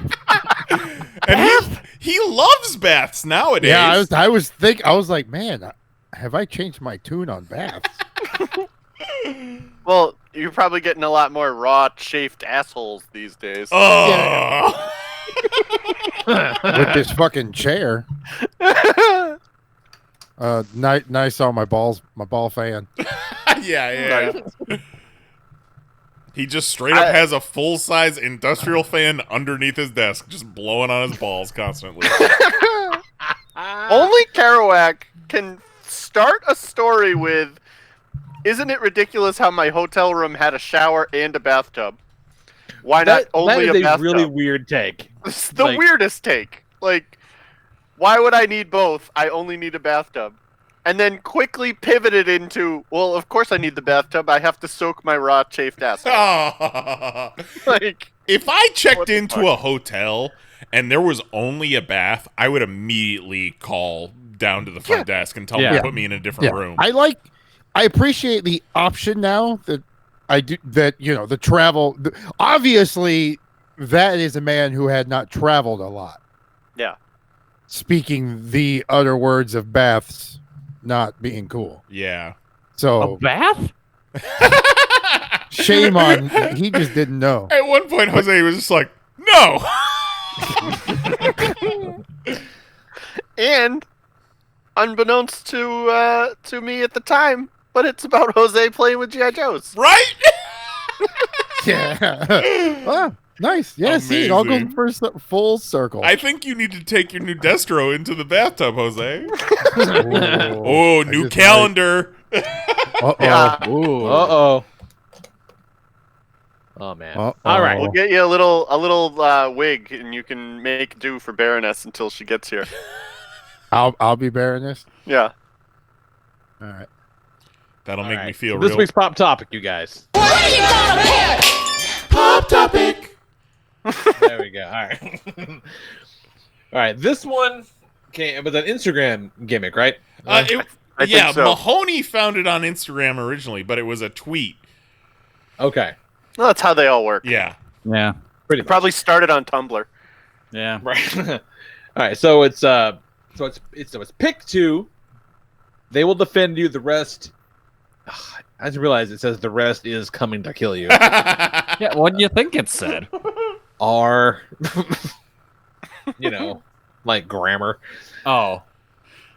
I thought you. I didn't think about. I thought you were like, oh, they'll just be there. No, they're not coming to kill you. They're just gonna hang out. Well, not every meme is made by someone whose English is their first language. So Oh, you think is that right? Yeah. You fucking taking a big swing there? Absolutely. Okay, no shit. So your choices are 50 birds of prey, like a falcony type gimmick. 10 alligators or crocodiles. Who gives a shit? Yeah, I'm pretty sure they're alligators, but Yeah, whichever, I think they're gators. Whichever Let's one just you call want. them alligators. Yeah. Well, do you get 3 to pick the terrain? No, it's an open field. Yeah, we determined the terrain is an open battlefield. Yeah, 3 brown bears, 7 like bulls. Yeah, like a Brahma bull type almost. 1 honky with a rifle. Do I have to pick the honky? No. No, you pick whatever 2 you want. No, the honky is like the worst pick. I feel like. Absolutely. 15 wolves, 10,000 rats, 5 silverback gorillas, and 4 lions. A partridge in a pear.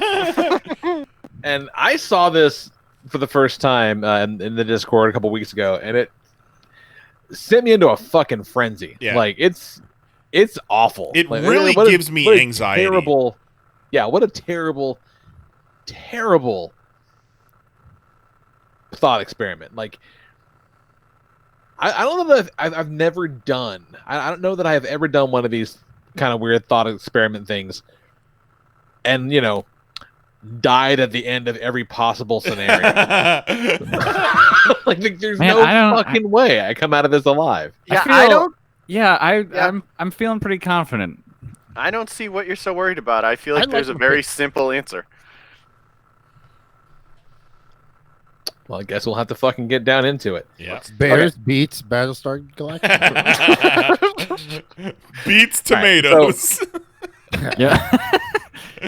Okay, so the notion that anyone would not pick 10,000 rats is fucking ludicrous to me. Yeah, you gotta pick the rats. Exactly. So the rats the rats is a given. You're not picking the rats, Jose? No. All right. No, I'm not picking the rats. I am also. I've seen videos of rats like moving in just waves. Yeah, it's that Morgan Spurlock rats documentary. Yeah, like they they're swarm animals, and that's a sheer numbers game, and they're vicious little fuckers, especially in this world where I'm they're doing my bidding. Fuck out of here, man. 10,000 rats all goddamn day. And I had a really hard time coming up with the other pick, because crocodiles are fucking terrifying, but they have a fairly limited mobility. Yeah. Like anything else is going to be able to probably quite literally run circles around them. Right. They're sprinters. They're not marathon runners. Yeah. And generally kind of lazy, on top of that, the hunter is useless once he's out of bullets, and he's going to be pissed scared, so his aim is going to be dog shit. So I'm not really worried about the hunter. Thought I took that as that was you.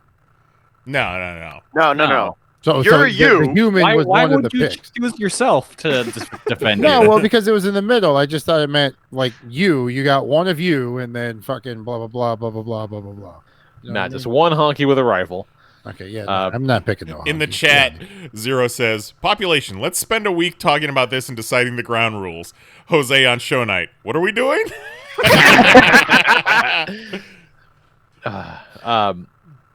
The wolves are a real problem, and they were like until today, the wolves were my second pick. There's 15 of them. That's a lot. It's a lot. 15 wolves is a lot, and wolves are, again, vicious little fuckers. But they're really low to the ground. So I think a rat wave could really fuck up those wolves pretty quickly, I feel like. And so the 5 silverback gorillas is my second pick. So I got 10,000 rats. Fuck yeah. 5 silverback gorillas. Because I think of all of those creatures, I think the gorillas are probably the most hardy and probably the strongest. Not necessarily fast, but they're freakishly strong. These fucking things. I think that, left to their own devices, they could kill just about anything. I I mean, they're fucking monstrous. Like, you can fucking King Kong fights dinosaurs all the time, so they're fucking up those crocodiles for sure. Yep. Like, without a doubt. See, but they're not just fighting just the crocodiles. Like, they're fighting probably 2 crocodiles, a bear, and a bunch of eagles. Yeah, but what's the rats no going good to do answer. against all of those? Lee, there is a good answer, and we'll get to it when it's mine and Mahoney's turn. Okay. Mahoney has something close to mine. Okay. So We're at the same level of confidence. You guys have a lot of confidence in this, and I'm very interested to see where this goes. So I thought about it, and I'm just imagining, again, the wave of rats is definitely doing the lion's share of the work, including killing the lions. Because maybe it's just because it's a thing that I've seen. It's a fucking nightmare. Just thinking about 10,000 rats coming at anything in the world. Is so many more rats than you are picturing in your head. Oh, like, yeah. however It many is rats you're picturing, many like, rats. it's so many rats. Multiply it by ocean 100. of rats. Yeah. Yeah, and again, these aren't mice; they're rats. Like, rats can be the size of your fucking forearm. I mean, so it's horrendous to think about. But the problem that I kept coming up with, like, no matter how we looked at it, is that I feel like no matter what I do, the fucking birds kill the shit out of me. Like, but at the same time, I don't feel confident in the birds being a good enough second pick to be able to kill a gorilla. I think the gorillas will swat the fuck out of them birds, but are they going to swat 50 of them before they claw my goddamn eyes out and I bleed to death? Probably not. So, my rats and my gorillas do a valiant effort, and they leave a bloody trail of mayhem and viscera in their wake. But I am pecked to death by birds of prey, which is holy shit. If I had to pick a top 6 ways I don't want to die, birds is definitely up there. Like, that's a super fucking bummer. Yeah, they gave it a good shot. They give it a shot. Way to go. But just I surrounded by crying silverback gorillas while birds peck you to death. Yeah. Oh God, it's horrible. It's absolutely horrible. It's horrible, and I hated doing this. Thanks, Knize. Thank Mahoney. Yeah, it was you're very welcome, upsetting. It was very, very upsetting. I don't like for these things to make me face my mortality. It's supposed to be fun. I just came here to have a good time, and I'm feeling very attacked. I think we all agree that the hunter is like the least helpful person in this whole grid. I might have picked the hunter. Oh, did you pick the hunter? Oh. Yeah. Well, lay it on us. All right. So this is a waking nightmare, and the only way to survive is to play the long game. So I'm picking the hunter. So horrible. The hunter and 5 gorillas. The hunter and 5 gorillas? Listen. Right from the start, the 5 gorillas grab me and the hunter, and we book it. They are shockingly fast and can handle many terrains, including being skilled climbers. So they've got us under an arm, and like they can pass us around too while they're at it. The first animals to catch up would be the birds.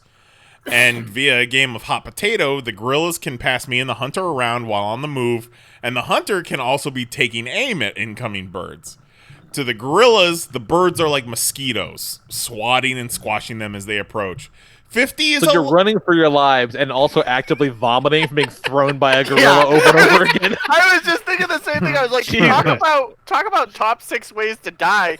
Being tossed around like a gorilla's luggage sounds Your like one of the ribs worst all ways bruised. to live. Oh my god! Just thrown like a hot potato. Pulverized. 50 is a lot of birds. That's it's a lot so many birds. But that would blacken the sky. Like the sun would disappear behind. Oh, I forgot to put especially that size. I forgot to put up my diagram here, which shows the battlefield. Holy shit! I love that you're just on your phone.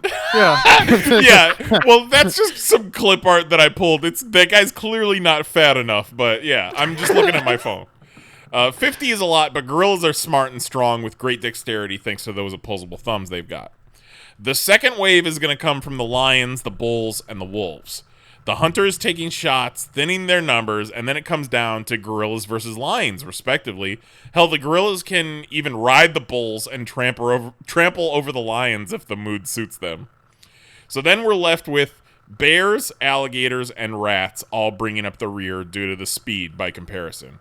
So we just stay on the move, and if any are able to catch up to us, we take them out on a case-by-case basis.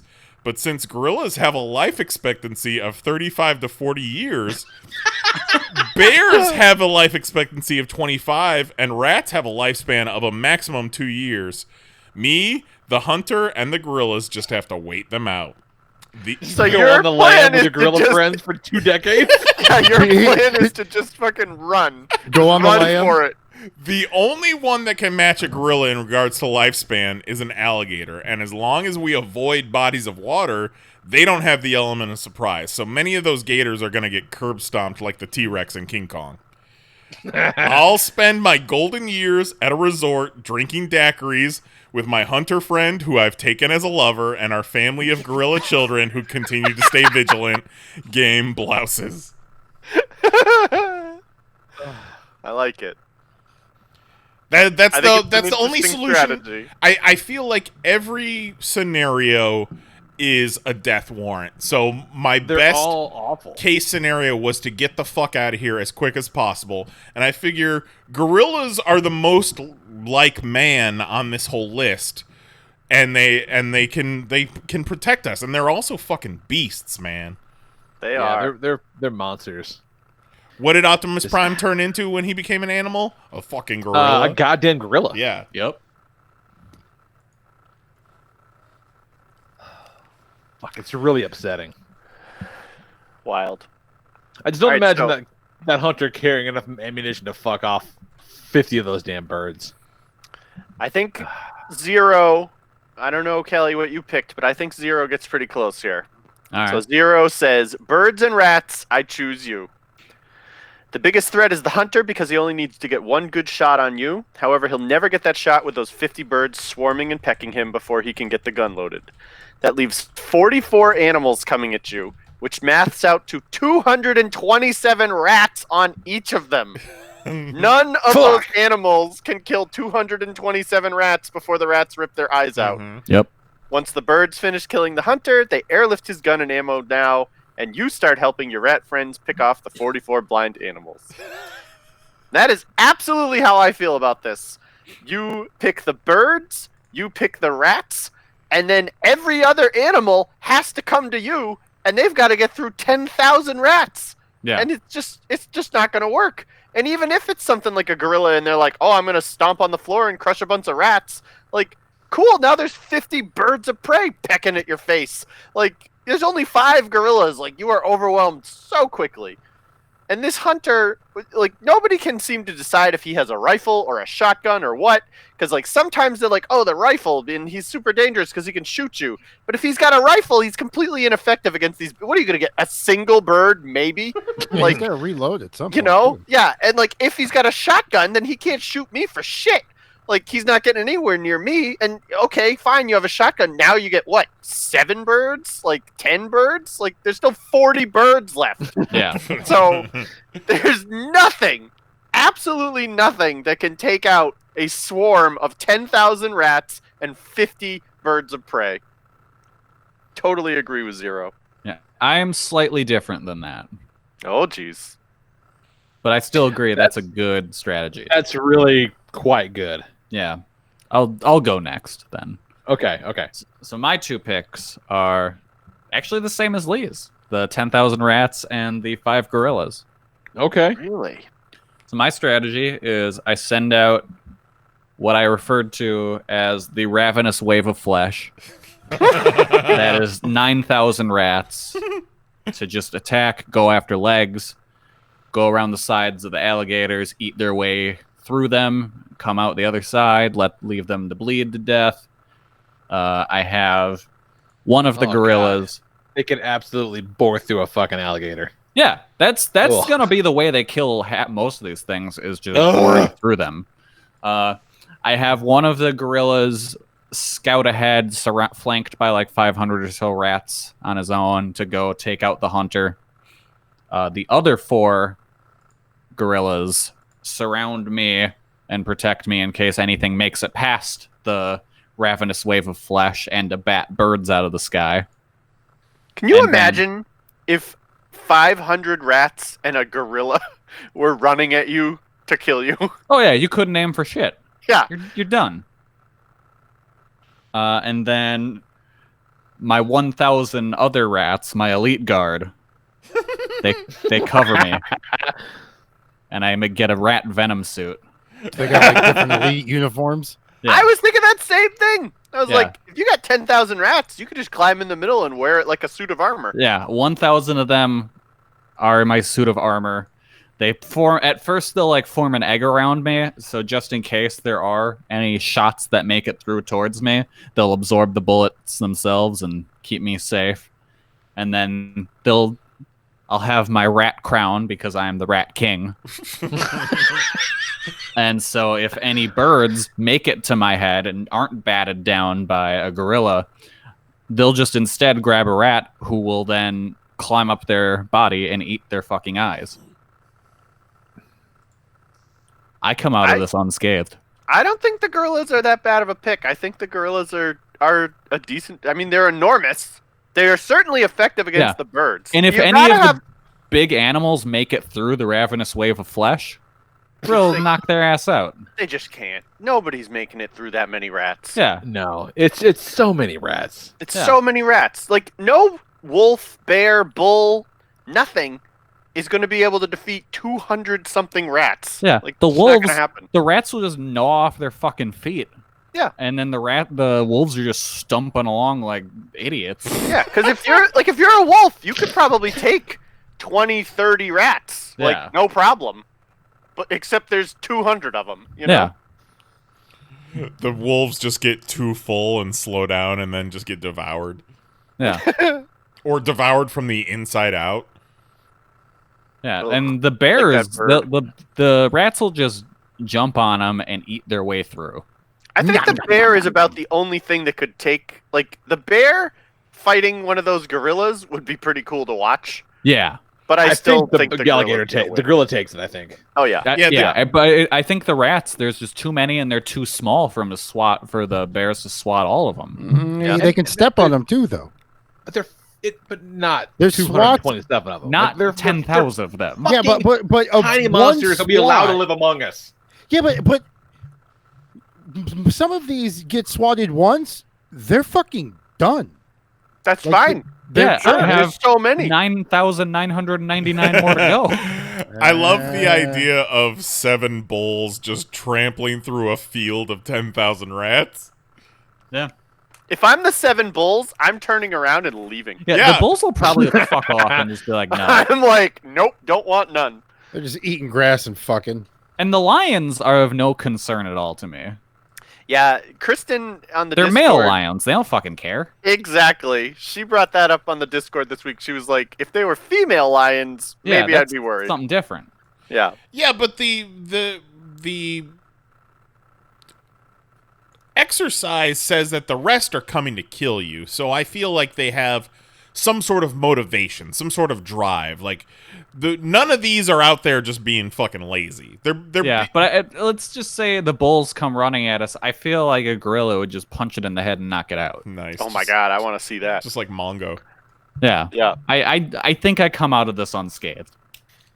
I think so. One of my other favorite moments from the Discord this week was when somebody proposed there's nothing that could beat 10,000 rats, and Juan said, what about 100 snakes? And I was like, you can literally pick any number of snakes. Why did you pick 100 snakes? Why not 20,000 snakes? Yeah, like snakes were never part of the exercise, and you limit yourself to 100 snakes. It's like, no, they can't beat 10,000 rats. Terrible idea. Let's see. Juan says the hawks are a good formidable defense as they can swoop in and out with claws and beak. Singular. 10 gators aren't going to do shit but provide future purses. Bears also not good. Easily distracted by food sources. A small picnic nearby. They're no longer defending you. Yeah, I don't think distracting is a technique in this. I think they all have a drive and a bloodlust to kill you. Yeah, anyone having a picnic is just going to be killed immediately. Anybody who is there having a picnic is real upset about the 10,000 rats that are descending on their area. What is that black mass coming over that hill there? Oh, is that 10,000 rats? Yeah, What is that screeching sound? It appears that hell has opened. What is this ravenous wave of flesh? Coming at us. And what is that man-shaped moving brown thing? The my rat God, suit of it's armor the Rat is King. The Rat King armor is inspired, Kelly. Like It's great. Yeah, I feel like that's a rock solid argument. I love You it. start with 1,000 rats making up your armor, and then as more and more of the animals are killed, you just build it up until you're like 15 stories tall, made out of rats. And kicking holy them to shit, the when the moon. battle's over, you might be alive. You're gonna fucking stink, homie. He said, somebody bring me a goddamn keep bluff. saying like a turd blowing in the wind. Okay, I think I just broke this whole thing open. What if each of the rats have like Ratatouille powers, where if they jump on the head of another animal, they can control it by yanking on its hair? Oh, man. Is that fucking then what it's over. Ratatouille does? Yeah. Yeah. Have you never seen Ratatouille? No. Yeah, he causes this white dude to cook by controlling him by yanking on his hair like it's a PS4 remote. So that's what that movie's Or a about. kink huh? fest. Yeah. Yep. I thought that he's just a rat that enjoyed cooking, and he met a chef, and they just enjoyed cooking together. No. Well, he's a rat who enjoys cooking, and he meets a chef who can't cook, and then he climbs into his hat and controls his body by pulling on his hair. And then that is not at all what I thought that movie was. And then the cook becomes like a huge success, and he thinks he doesn't need Ratatouille anymore. But then, and then the rat's like, buddy, I'm only gonna live 2 years. Unless you find 100 snakes. He's like, buddy, I'm 1.5.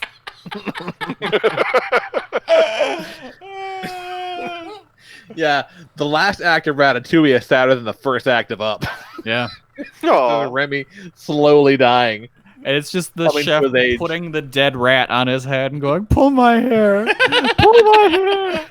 Remy. Remy gets his draft letter that he has to go be in an army of 10,000 rats.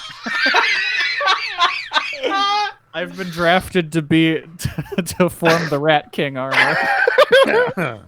oh no, I'm the on the cod piece. Yeah, I'm the jockstrap. I was either cod piece or asshole. I don't know if I won yet. Oh god! Remember the guy that lives down the street? He picked Taint. Oh god! You know, old Taint Strap Bill. Yeah.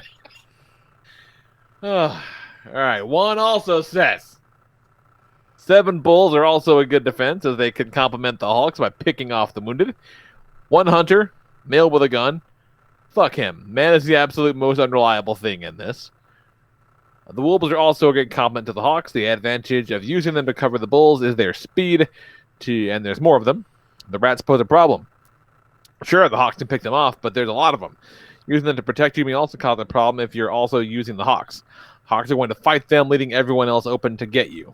I don't think Juan understood the fucking rules of this game at all. Yeah, no, the hawks are not going to fight the rats if they're on the same team. Yeah, That's they're not on how your teamwork. side.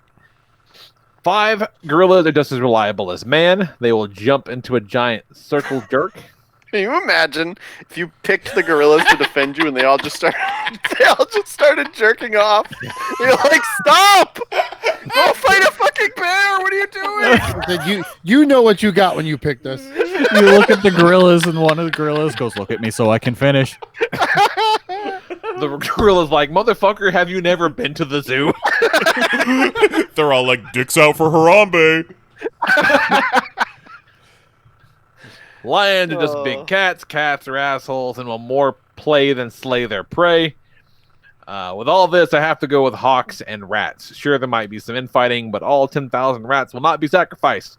Attack from above and below keep you covered. Also, there's not going to be infighting. Your logic is dog shit. Yeah, there's not going to be for all your fucking middles exposed by a bunch of middle attacking motherfuckers. There's not going to be infighting. Your team is your team. Like, Yeah. Right. They're there to protect you, not to infight. The gorillas will be over in the corner just whacking it. I do love when Juggalo John in the Discord asks, okay, I loot the hunter's corpse. What do I find? And Mahoney says, like 15 rats.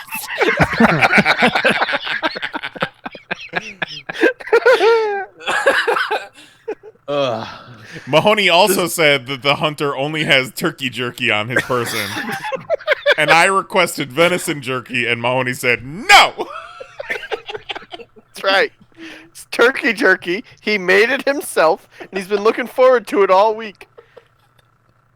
All right, He's gonna be throwing it at birds while he runs away for trying to save his life.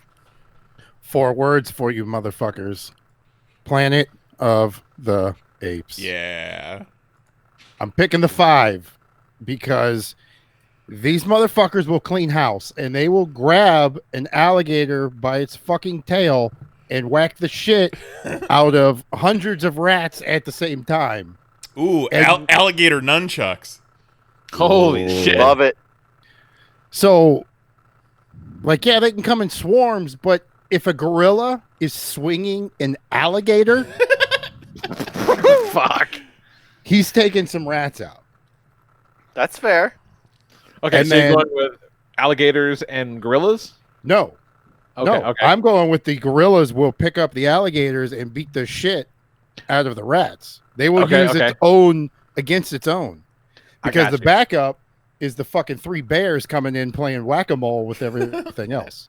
I got things that could not only rush, but they can control all 4 appendages. Bears can throw a fucking mean right or left hook. Gorillas can attack. Both are very nimble for their size. Both can take lots of damage before going down. Like, it's going to take multiple. And yeah, they can swarm, but fucking 5 of them? No. That's a lot of fucking rats, though. That's why I ran. Yeah, that's a lot of rats. I don't see how you can. But it's pick also the a rat. lot of ground to cover. And okay, so let's say they're swarming, but if a bear charges at the swarm and steps over a shitload and just keeps going, and then turns back around and comes back again, like they can trample. It's I don't know. I think there's so many of them though. Yeah, like, I get trample that. would eventually slow down. But I think between the 3 bears and the 5 gorillas, their mere strength alone, like these rats, they're not strong. Their only strength is in the numbers. But what happens? The 10,000 will not always be 10,000. Like, they're going to take a shitload out. And in the fighting, imagine how many rats are just going to get trampled on in the middle of the fight just because they're fighting. Not because anyone's attacking them, just because there's so many feet going around and the rats, they're restricted to the ground. Unless they get on another animal, like their mobility is ground level unless they're crawling. Well, the animal they're going to get on is your gorillas and your bears. I'm going to throw this at you. 10,000 rats, right? Let's just pretend every other 10,000 rats at you. Every Putting them other in a animal t-shirt cannon. The bulls, the wolves, the lions, everything else just waits, right? You've got your 5 gorillas, you've got your 3 bears. 10,000 rats come at them. Each one of your bears and gorillas has to fight 1,250 rats. Jesus fuck. Yeah, that's fine. But if one swing, fine. But if one swing, because they're so bunched together, if one swing knocks out 300 rats, if one jump up, pounce down, fucking Hulk style, takes out 100 rats, like these attacks add up. But in and that the rats attack, are going. you've They're gotten going. 5 of them latched onto you that are burrowing through your body. Yeah, but they're not. They're not burrowing through a gorilla and a bear. yes, that they quick. are. Absolutely, they are. I really think they might. I love the idea of a gorilla swinging a crocodile like a nunchuck, but I think that I think that an estimate of taking out 300 rats with a single swing is a bit high. Yeah, but 5 swings, that's 900. But you also forget that rats' bodies are real loosey-goosey, and they can survive. Wait. Hit me with that math again, Jose. What? If you take 300 out with 1 swing and you make 5 swings, how many are you killing? Fucking 2. 2 plus 2. I'm just saying, they're fucking... I'm going with the gorillas and the bears. I think you're right. They're going to do a lot of damage. I just... Like, no matter how I looked at it, the number of rats is just insurmountable. Well, yeah, I get that, but they don't get a general with them. They're not attacking in waves. So let's say They're got coming 10,000 to kill you. But 2,000 are going to get trampled on in the process. So And now then you're already 8,000 down will come to to 8. kill you. 8,000. I feel like even if I will admit there is a chance that 5 gorillas and 3 bears can withstand 10,000 rats, right? And at the end of that, there's some unknown number of gorillas and bears left. But then come the rest of them. Then come the wolves and the lions. But they're mobile. They can climb trees. They can climb terrain. They can climb up and force them to come to them to where now they're coming uphill. And don't forget that you need to go with them. How'd that go? That's fine. We've already established I can get carried. One gorilla just carrying Jose like a baby. You're gonna tell me not one bear or gorilla could pick me up and take me with them? Oh, no, I think they could, but I was just reminding you. They need. Well, I'm reminding you. I got rideable motherfuckers too. I'll ride a bear. Let's go. I'm just saying, with mobility, brute strength, and 5 gorillas, that's not a fucking number to not fear either. Even though it's 5, like, go ahead, fuck with 5 of them at the same time, and let's see how your day goes. All right, I like it. 3 bears, fucking, that ain't nothing to fuck with either. Yeah, Goldilocks learned the lesson. Because, like, I get that they're rushing, but I think that we're fucking with animals that kind of got some thought processes. I think the birds are picking up the rats and dropping them on you.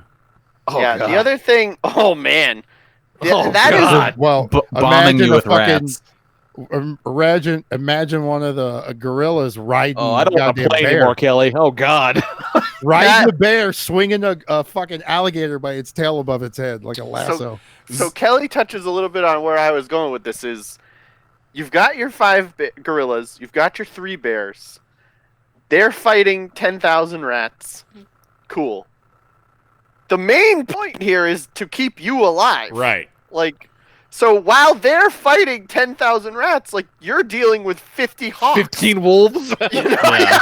Also, Zero in the chat says that the hunter is just fucking sitting up on a ridge, just taking a headshot at you this entire time. Yeah. Like, while they're tied up but if you fighting say that, rats, then that's the you can say that for anybody who doesn't pick the hunter. No, I sent my guy directly after him with a wave of rats. I had the hunter covered. I took him out with birds real quick. Yeah, I fucked up the hunter too. Me and the hunter are lovers. I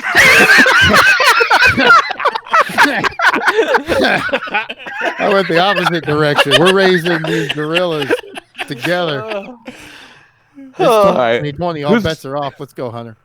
Who's next on the Discord, Kelly? Hang on. I think it is Shark? Yes. Yes, it is. Shark. Shark goes, I go rats and hunter. The hunter can take out most of the big animals, gorillas, steer, lions, wolves.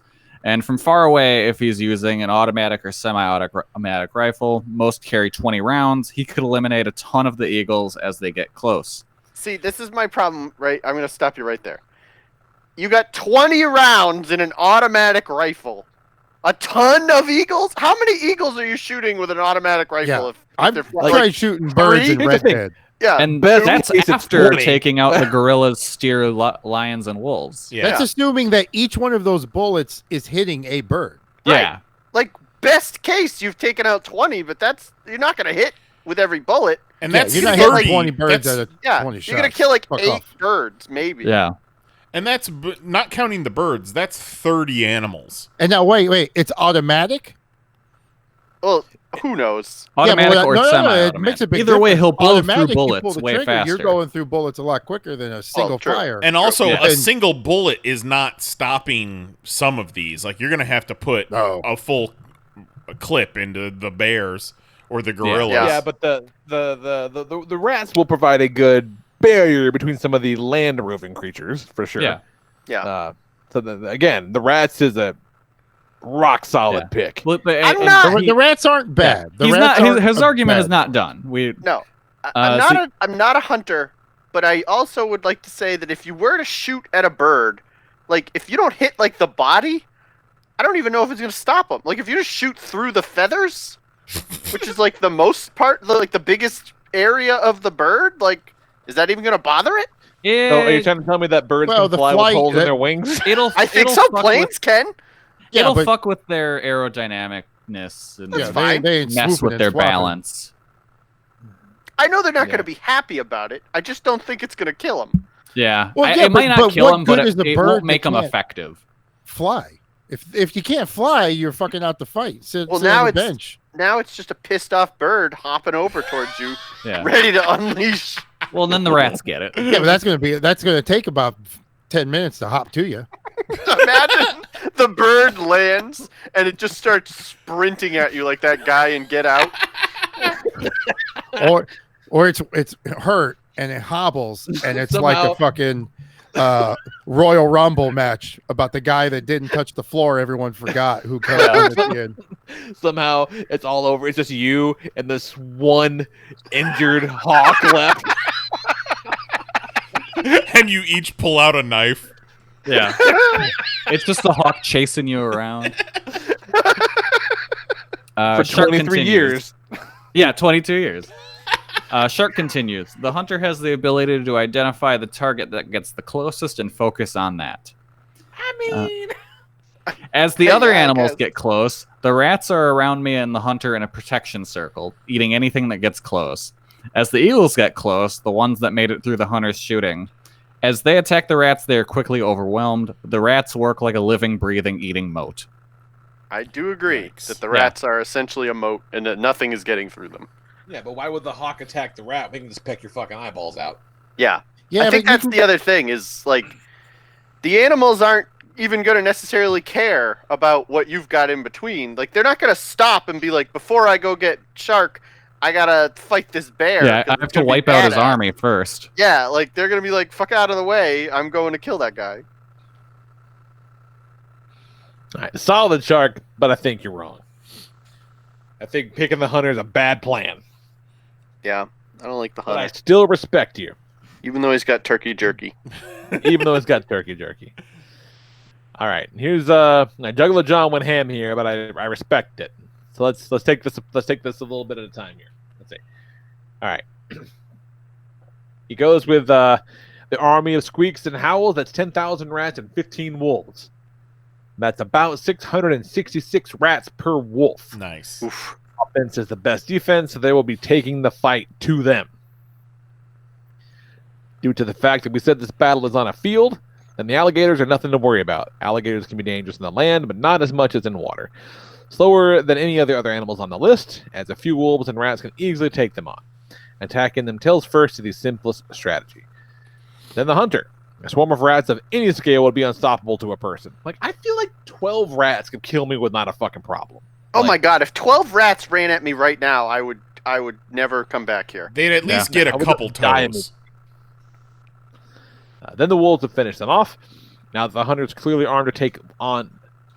Now that the hunter is clearly armed to take won this battle, I have all the hunter's gear and ammo. Now a shotgun is one of these versatile weapons on the kind of ammo, shot or slug. Armed with a shot, that's the tiny balls. The birds are easy to take on now. One blast doesn't have to kill the shots, but only needs to stop their flight. Wolves and rats can take care of the rest. Plus, with shots, it's really hard to miss, widespread and all. I'm an okay shot, but not a hunter. So, I'll be using anything I can grab as a club, horn, a leg bone, anything to knock any of the eagles out of the air as they come at me. Another thing is wolves can jump very high, so biting and attacking eagle out of the sky isn't out of their norm. Bald eagles get ganked by them all the time, he says. Oh, that's shit. true. That's fucking metal. Any of the other animals only need to be wounded in some way, giving the rats an opening. Bulls and bears swarmed with even a few hundred rats would take out easily. So many would cause enough damage for their wolves to finish the job. Along with any slug rounds to damage the large animals, giving the gorillas, I don't think, would stand a chance against any pack animal. Strength is always outweighed by greater numbers. So 4 gorillas versus a pack of wolves and a swarm of rats, they're done. Finally, the lions. Let's be clear. Lions are all hype.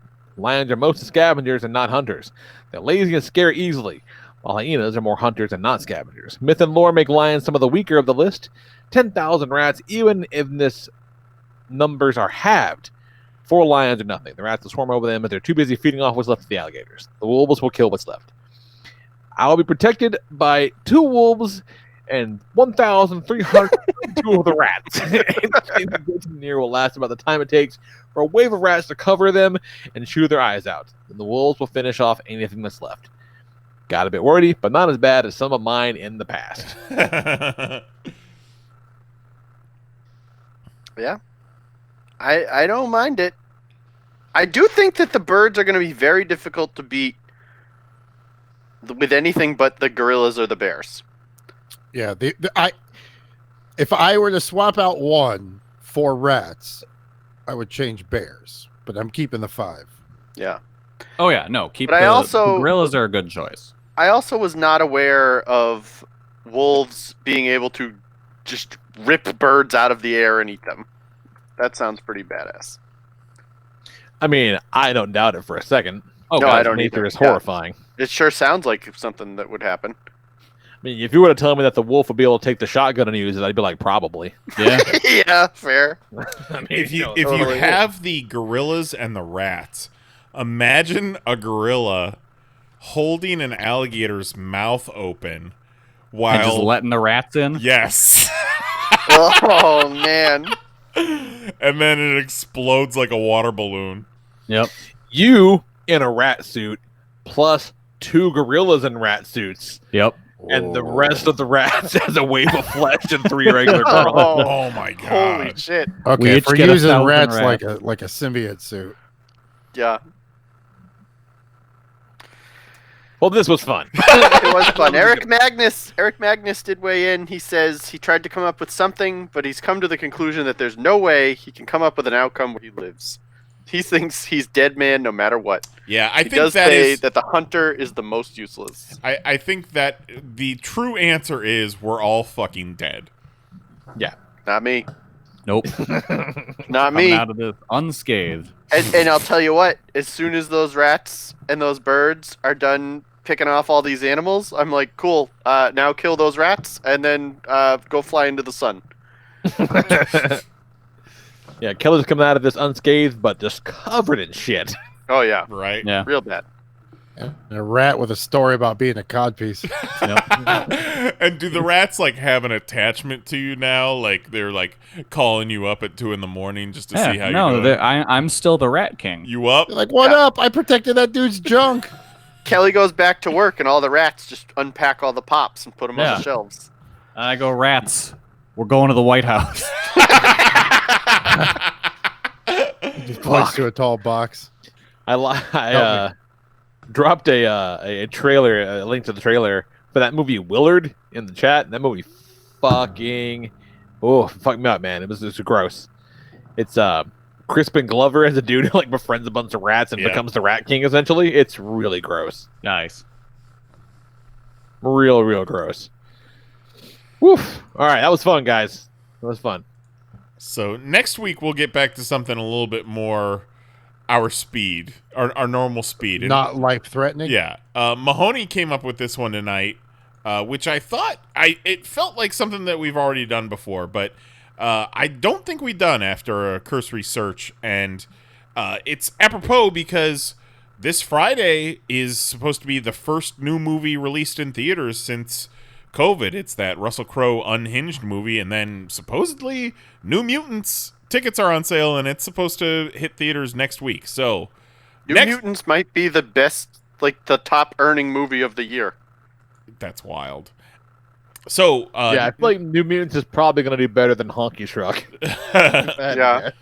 So next week we're gonna do top 6 movie And theater. New Mutants won't beat Sonic. That's true. We'll see. I think fucking Sonic the Hedgehog is going to win Best Picture of the Oscars by default. Fuck yeah, it's good. So next week, top 6 movie theater experiences. Some of your best times out at the theaters, since we can't be there right now. And shouldn't be. Yeah, it's not worth it. Don't go to the theater. Yeah, not a And may fucking not ever chance again. I'm gonna go see New Mutants in the If you're, theater. if you're bored, John, go on a walk. Don't go to the theater. I'm very concerned about you. Please be safe. I will absolutely go see New Mutants at the drive-in, though, if it shows up there. Well, That's a good plan. I can definitely do if that. you could go to a drive-in or something, do that. Fucking go nuts. But if not, guys, fucking don't go to the theater. Like, Yeah. it's not worth it. Be safe. It's not worth it at all. Unless you're wearing like just gonna wrap yourself in like a plastic shower curtain so you don't have to touch the chair or anything. Yeah, it's just everywhere. Like, I love, short of John Michael, like, I love going to the movies probably the most. I went, 75 times last year? Not like that. Yeah. A lot. I love going to the movies. I don't want any of us to go to the movies right now. Like, just wait. It's not worth it. Especially if you want to go and eat. What are you thinking? Ugh. Yeah, no. No. Yeah, they can't be serving food. Oh, no, they are. That's Can't they, ridiculous. Kelly? Can't they? Oh my god. Says who? If they don't sell food, the movie theaters aren't making a dime off of Yeah. movies being back in theaters. Yeah, that's where all the money is, yeah. I'm surprised that the movie theaters weren't like, okay, so we can't open to show movies, but can we, like, sell hot dogs? Like, can we, like, walk hot dogs out to your car? A theater near me was selling just giant ass bags of popcorn. Yeah. Yeah, we had a theater around here doing that, and a lot of the little kind of, mom and pop theaters have been showing just old movies. Yeah. It's a fun idea in theory, but like I'm gonna fucking go and risk dying so I can watch Dirty Dancing. I don't fucking think so. Yeah, Right. no. No thanks. No. Hey, So what are your top 6 movie theater memories? Little movie theater moments. Good times. All right, let's talk comic books. Get the fuck out of here. I'm quite keen on comic books, especially the ones about superheroes. Man, Marvel is they're burning through this Empire shit, aren't they? Yeah. Like they're like, we just want to sell as many of these fuckers as possible. Put it out every week. I was shocked when there wasn't an issue this week. Yeah, me too. Like, I was kind of going through my list and going, oh wait, there's not one. That's weird. This latest issue was kind of, I don't know, pretty uninspired. Like, there's, who would have guessed that when Hulkling was doing weird shit he wouldn't normally do, that there'd be a scroll shape shifting to be Hulkling. I never would have. Oh, never saw that one coming, guys.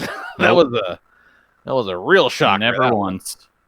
So that's happening. So I mean, it's like, it's fine. It's whatever. Yeah, it's an as an event, it's fine. It's absolutely fine. It's totally fine. Totally fine. It doesn't upset me in any way. No. I don't really think it's very good. It's fine. But it's fine. I got to thinking about Marvel events of recent years, and my mind went to Secret Empire, that fucking show. And when, they did the Hail Hydra reveal for Captain America, and everybody was like, oh, cool, so it's a cosmic cube thing. And Nick Spencer was like, no, it's not the cosmic cube.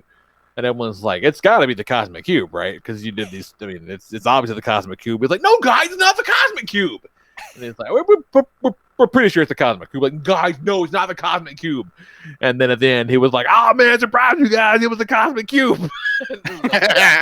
We fucking know. Wasn't it like the cosmic cube, but it was a person? Like, yeah, the cosmic cube was a became boy. Person? Yeah. So it was like, swerve. The boy is Like, a cosmic cube. It's the only thing that made sense. Like, that's not a clever plot twist. It's the only logical end. Like, come on, man. Fucking nuts. But on happier news, or just shit that is good.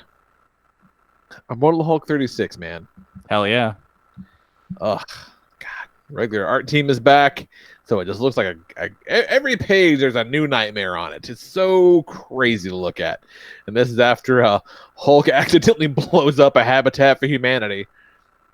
And he's very sad about hurting people, and decides he's gonna rip the Absorbing Man's arm off because he's being a dick. Like, it's a big Hulk fight, and I got with the whole Rick Jones is the leader thing. I did not see that shit coming, so that's a good swerve. Yeah, gamma irradiated zombie Rick Jones has been the leader the whole time, and that is a twist, and definitely made sense in the context of the story. So this fucking Immortal Hulk is great, man. It's just really, really good. It's so good. It's real good. And then only other thing I'll talk about is Death Metal 3. Just this book for what it is kind of perfect, right? Yeah, it's just fucking insane all the time. Yeah. I mean, I don't know what else you want out of this. Like, if you're reading Death Metal and you're not having a good time, you should just stop, because it's just not for you. Yeah, no, it is unashamedly the best version of the thing that it is. Like, for sure. We thought we got a glimpse of Superman with a Doomsday arm, but turns out it was Superman with a Darkseid arm, because a Batman with Darkseid powers is trying to hit Superman with the anti-life equation and turn him into a Darkseid. And that's fucking crazy. Why would it not do that? It's great. And the Robin King made an appearance, Kelly. The Robin King? The Robin King made an appearance in here after his, I'm sure to be incredibly valuable debut issue in that one shot a couple weeks ago. I'm sure people are going to be putting their kids through college on that one. Yep. For sure. How that works. Definitely. You don't have your money invested in comics. What are you even doing with your life? What are you even fucking doing? If you don't have an app that tells you what to buy, I don't even know what you're doing. I mean, come on, man. Robin King is fucked up, though. Yeah. Like, as a concept, Robin King is super fucked up. It's Robin King is a young Bruce Wayne who set his parents up to be murdered and then pawned himself off as the victim, and then later murdered Alfred and Commissioner Gordon because Alfred got wise and fashioned himself a crazy Robin suit, and presumably went on to kill more people because he's a fucking monster. And I don't like that the Robin King is Bruce Wayne. That's I was unexpected as well. Yeah. Why is he not a Robin? Why can't he be all those? Why can't he be like Bruce Wayne adopted Robin, and then Robin killed everybody, and then? Well, yeah, but they could have had it where maybe he sabotaged his parents' tightrope thing. Yeah. He pre-cut the rope a little. Yeah. Collected the insurance money. I see your point. I definitely see your point. I do kind of feel like it's a missed opportunity. Yeah. You could have gone with the same basic storyline. Yeah, just call him with back. a Robin. Yeah, but if it's not Bruce Wayne, then he's not in this fucking story. I know, but it's just weird. Like, why isn't he the Bat King? Like, why? Yeah, it's weird. Don't bring Robin in it if it's because the whole time you said Robin King, I assumed it was a Robin. Yeah, it should be a fucked up Dick Grayson. Yeah. Although the only Robins in the story besides the real ones are the ones that the Batman Who Laughs, yanked from other dimensions and turned into horrible zombie monsters. Yeah, because that guy's a real piece of shit.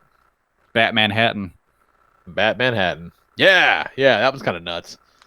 Yeah, so we talked when issue 1 came out.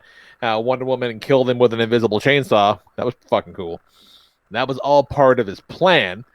And so the Batman Who Laughs had his brain put into the body of a Bruce Wayne who is like the Dr. Manhattan of his world. And so now you got Batman Hatton. So the crazy Batman Who Laughs with insane Dr. Manhattan powers. Because this book is fucking bonkers. Yep. Bat Hatton. And he has he's like a weird Speed Force monster too, because fuck it, why not? Yeah, because now it's because Wally West also has Dr. Manhattan powers. Right. So it's in the Speed Force. Ton of fun. Really, really goofy fun. It's great. What you got, Kelly? I got a new book from Image. It's by Jason Howard. It's called Big Girls. And the concept is that something happened and there's this disease going around the world where it affects people when they're kids. Boys get turned into monsters and girls just get big. And so the girls are then tasked with fighting the monsters. And so there's just... Like how big? Like building size. Oh, Jesus. Okay. Yeah, so it's just them fighting the big-ass monsters that come to the town. All right. It's cool. Fucking silly. Yeah, it's cool. Yeah, I recommend it. I like that book a lot. And I'll look that up. That's really about it. That worth talking about. When you look up Big Girl's Image. Oh, I'm not sure. What I was looking for. Yeah, no. Yeah. Comics. There you go. Big Girl Image Comics. There we go. All right. Thanks, Google. Oh, and then tomorrow a new Junji Ito book drops. Ooh, is that right? Venus and something. I can't remember the name. Serena. Yeah. Yeah. Junji Ito brings you Venus and Serena. Yeah. It's their origin story. Oh, that'd be fucked. Venus it would be so fucked. Venus and Serena would be a pretty awesome anime superhero team. I bet their fucking tennis rackets are like lined with the veins of their parents. Yes. Oh, man. It's coated in the skin. Yeah. Oh, the preview art for the Big Girls is fucking nuts. Cool. Yeah, That's it's neat. a cool book. I like it a lot. Sweet. And very soon, the Marvel Ultraman comic will drop. And that'll be great. Yep. Written by Kyle Higgins. Yep. If you're going to get a guy to do that, he's the That's fucking the guy. Ooh, and then tomorrow the first issue of the Power Rangers Dracon series drops too. Yeah. Fuck yeah, it does. It's going to be great. So what you got, Knize? Jose and I finished season 1 of Deadwood, and we are making our way into season 2. And it is great, and just the way they weave slurs into this program is just chef's kiss. It's artful. It's artful. Nothing short of masterful. And some of the slurs are just so quaint and old-timey. They just make you giggle. I know in this day and age, it's not woke to think slurs are funny, but fuck, they're funny. They're hilarious. When Swearingen says it. Oh yeah, it sure does. He weaves a tapestry of slurs. To the point where there's so much slurs in Deadwood. At one point, Seth Bullock says that he's building a house over there on this slope. And me and Jose say to each other, oh shit. What if the slur slope comes from the fact that they lived over on a slope? I wonder. So I pull up on my phone, slope racial slur, and I end up on the Wikipedia page of racial slurs, and they're all in alphabetical order, and the first one that I see is sand N-word. And then slur is a little further, or slope is a little further underneath that. And then underneath slope is snow N-word. And we're like, what? Oh, no. Never in my life have I heard snow N-word. And I look it up on, I think, Urban Dictionary, and it says it's supposed to be Northern European people are referred to as snow N-words. I'm like, nah, that's weird. So I tell Mary this story, and she's like, oh yeah, I've heard snow N-word before. It's like what? It's like Inuits, like Eskimos. Yeah, that's the context I heard it in as well. And I'm like, oh, that makes way more sense than Northern European. But I am for sure on some kind of list now. Probably.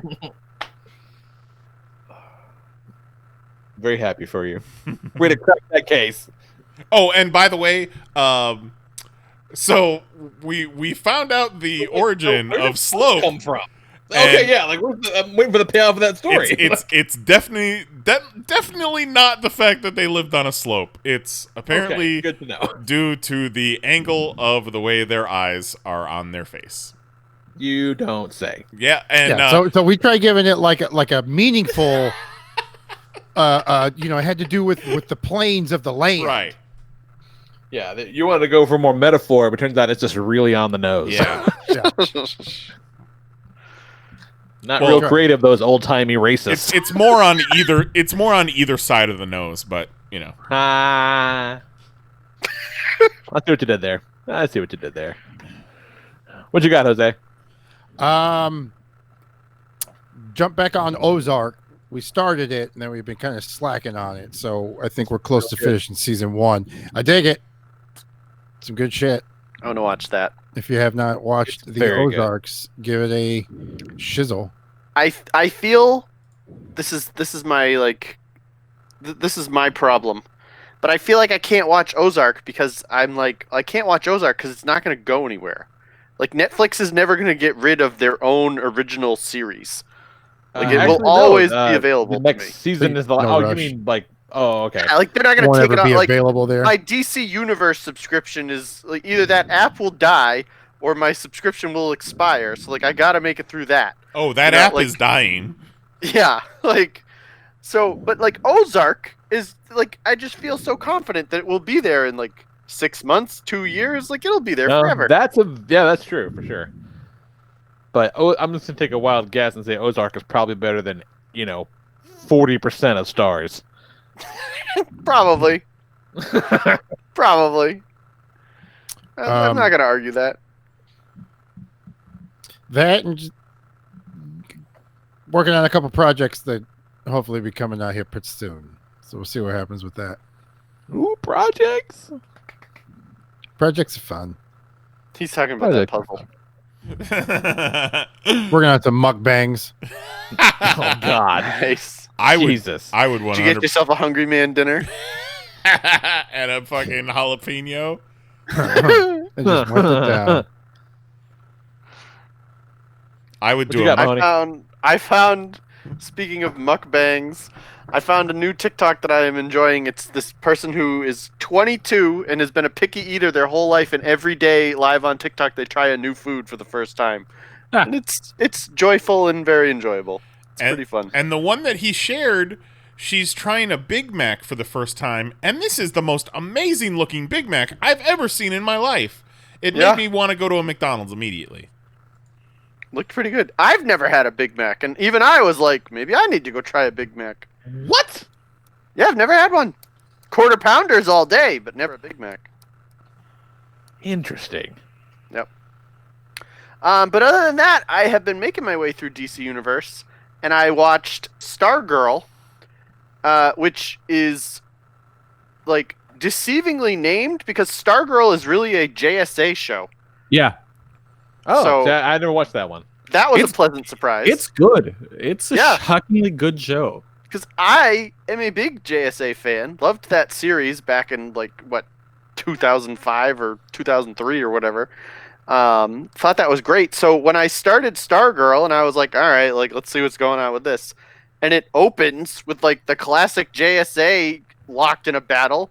And then, the new age JSA, all coming... I was like, well, this is not at all what I expected, and this is fucking rad. So... it was really good. I really enjoyed that. It's quick. It's 10 episodes, so you get through it real fast. And then I watched Doom Patrol. I just finished season 2 of Doom Patrol tonight. Doom Patrol is real fucking weird, you guys. Yeah, it is. Real weird. I still need to watch season 2. It's very strange, but I will tell you, Brendan Fraser as Robot Man is just magnificent. Yeah, he's incredible. Absolutely wonderful. Really, really good. So, watch that stuff before that app gets shut down, and you can't. Well, Doom Patrol is all on HBO Max now. Oh, is it? Yeah. Which that Max is pretty sweet. I can't watch HBO Max because I watch, as we know, I watch my stuff on my cheap-ass Kindle, and they don't make an HBO Max app for the Kindle. Yeah, that's They don't make garbage. HBO Max apps for a surprising amount of things. Yeah. Apparently, no they don't HBO have Max it. up on. They don't have it for Roku, I think. Nope. Yeah, so Roku and my Kindle are my two primary streaming sources. So I have a HBO Max subscription, and I'm like, well, what do I have to get my fucking laptop? Like, what is this? No. What you do is you get your phone and you log in on your phone. No, I'm not and going then to you do that. cast it from your phone to what you actually want to watch it on. No, but then how do I use my phone? No, you can still use your phone while you're casting. Oh, I can? It's all in the background, yeah. Okay. Yeah, it casts in the background. Yeah. All right. Yeah, you can. I mean, it is a ridiculous step to have to take, but you got to fucking take it. I don't like it at all. I'm not because pleased, and I'm going to write them a letter. I'm going to write them a letter like Knize, and they're going to send me a coupon. It's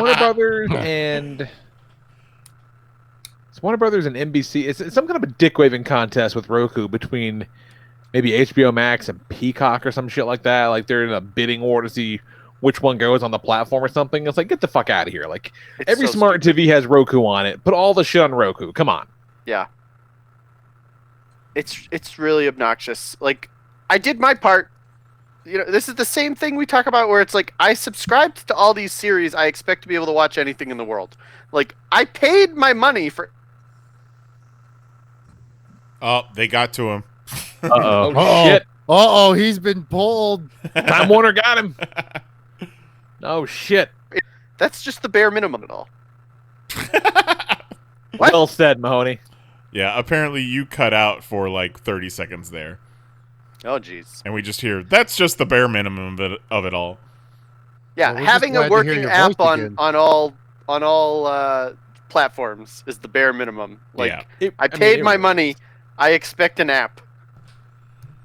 Yeah, only The least I can recently do.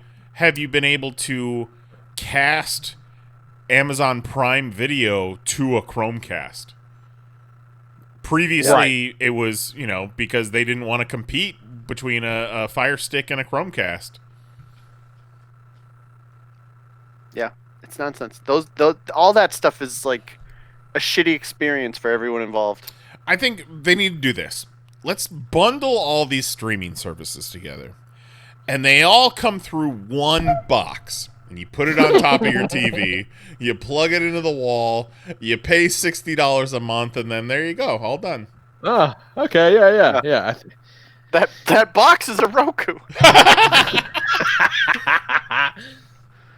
That is the nice part because, what's obnoxious with having 15 different streaming services is you never know where anything is. Sure. And the best part about the Roku by far, especially if you have the one I have where you can just speak into the remote, is if Will's like, I want to watch Transformers, I just hold the button down and I'm like, Transformers, and it's like, you got this one to pick on Amazon, this one's on Netflix, this one over here is on Tubi. Like, which Transformers do you want to watch, Tubi. It's great. Not the Netflix one. Yep. Not that one. All right. Get your shit together, streaming services. All right. I feel like that's our show this week. Yeah, let's get out of here, Lee. We might be able to come under 3 hours this week. Oh, Yeah. yeah. Jesus Look at us Christ. go. I like it. All right. So for next week, hit us up with your top 6 theater memories, experiences, however you want to look at it. We're going to do that. And then we will talk about that and all other sorts of nonsense. Oh, Jose's going to have all the updates directly from the fandom ready for us. Oh, you better. Oh, actually, Jose's not going to be here next week. I'll be live tweeting it on my I remember phone. Jose saying something about the fandom, and I'm like, Jose, what the fuck are you talking about? Jose's like, yeah, it looks like DC's doing a 24-hour straight Comic-Con thing. You guys want to, do a live stream of it? I was like, absolutely not. Oh, man. Although now, I bet that's going to be real interesting. Just Jim Lee with his head in his hands going, we're still going to make comics, you guys. If Jim Lee is like a shark, but instead of moving, he has to always be drawing. So if he's drawing, he doesn't have time to feel feelings or think thoughts. Might be onto something there. I don't know what that's like. He's probably drawing in the shower.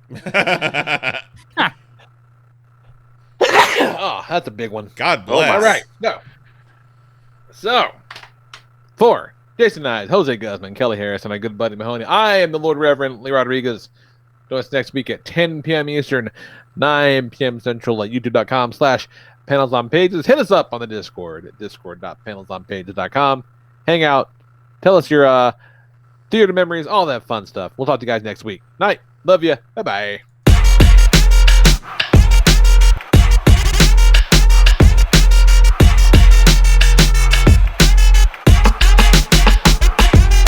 Demonetize this. You fucking Google ass bitch. Demonetize this. Demonetize this. Fucking Google something. Demonetize this. Holy shit. Demonetize this. You fucking Google ass bitch. Demonetize this. I didn't want to say it. Demonetize this. What are you, some kind of bitch? Whoa. Demonetize this. You fucking Google ass bitch. Demonetize this. Why you keep bugging us, you two? Demonetize this. You fucking Google ass bitch.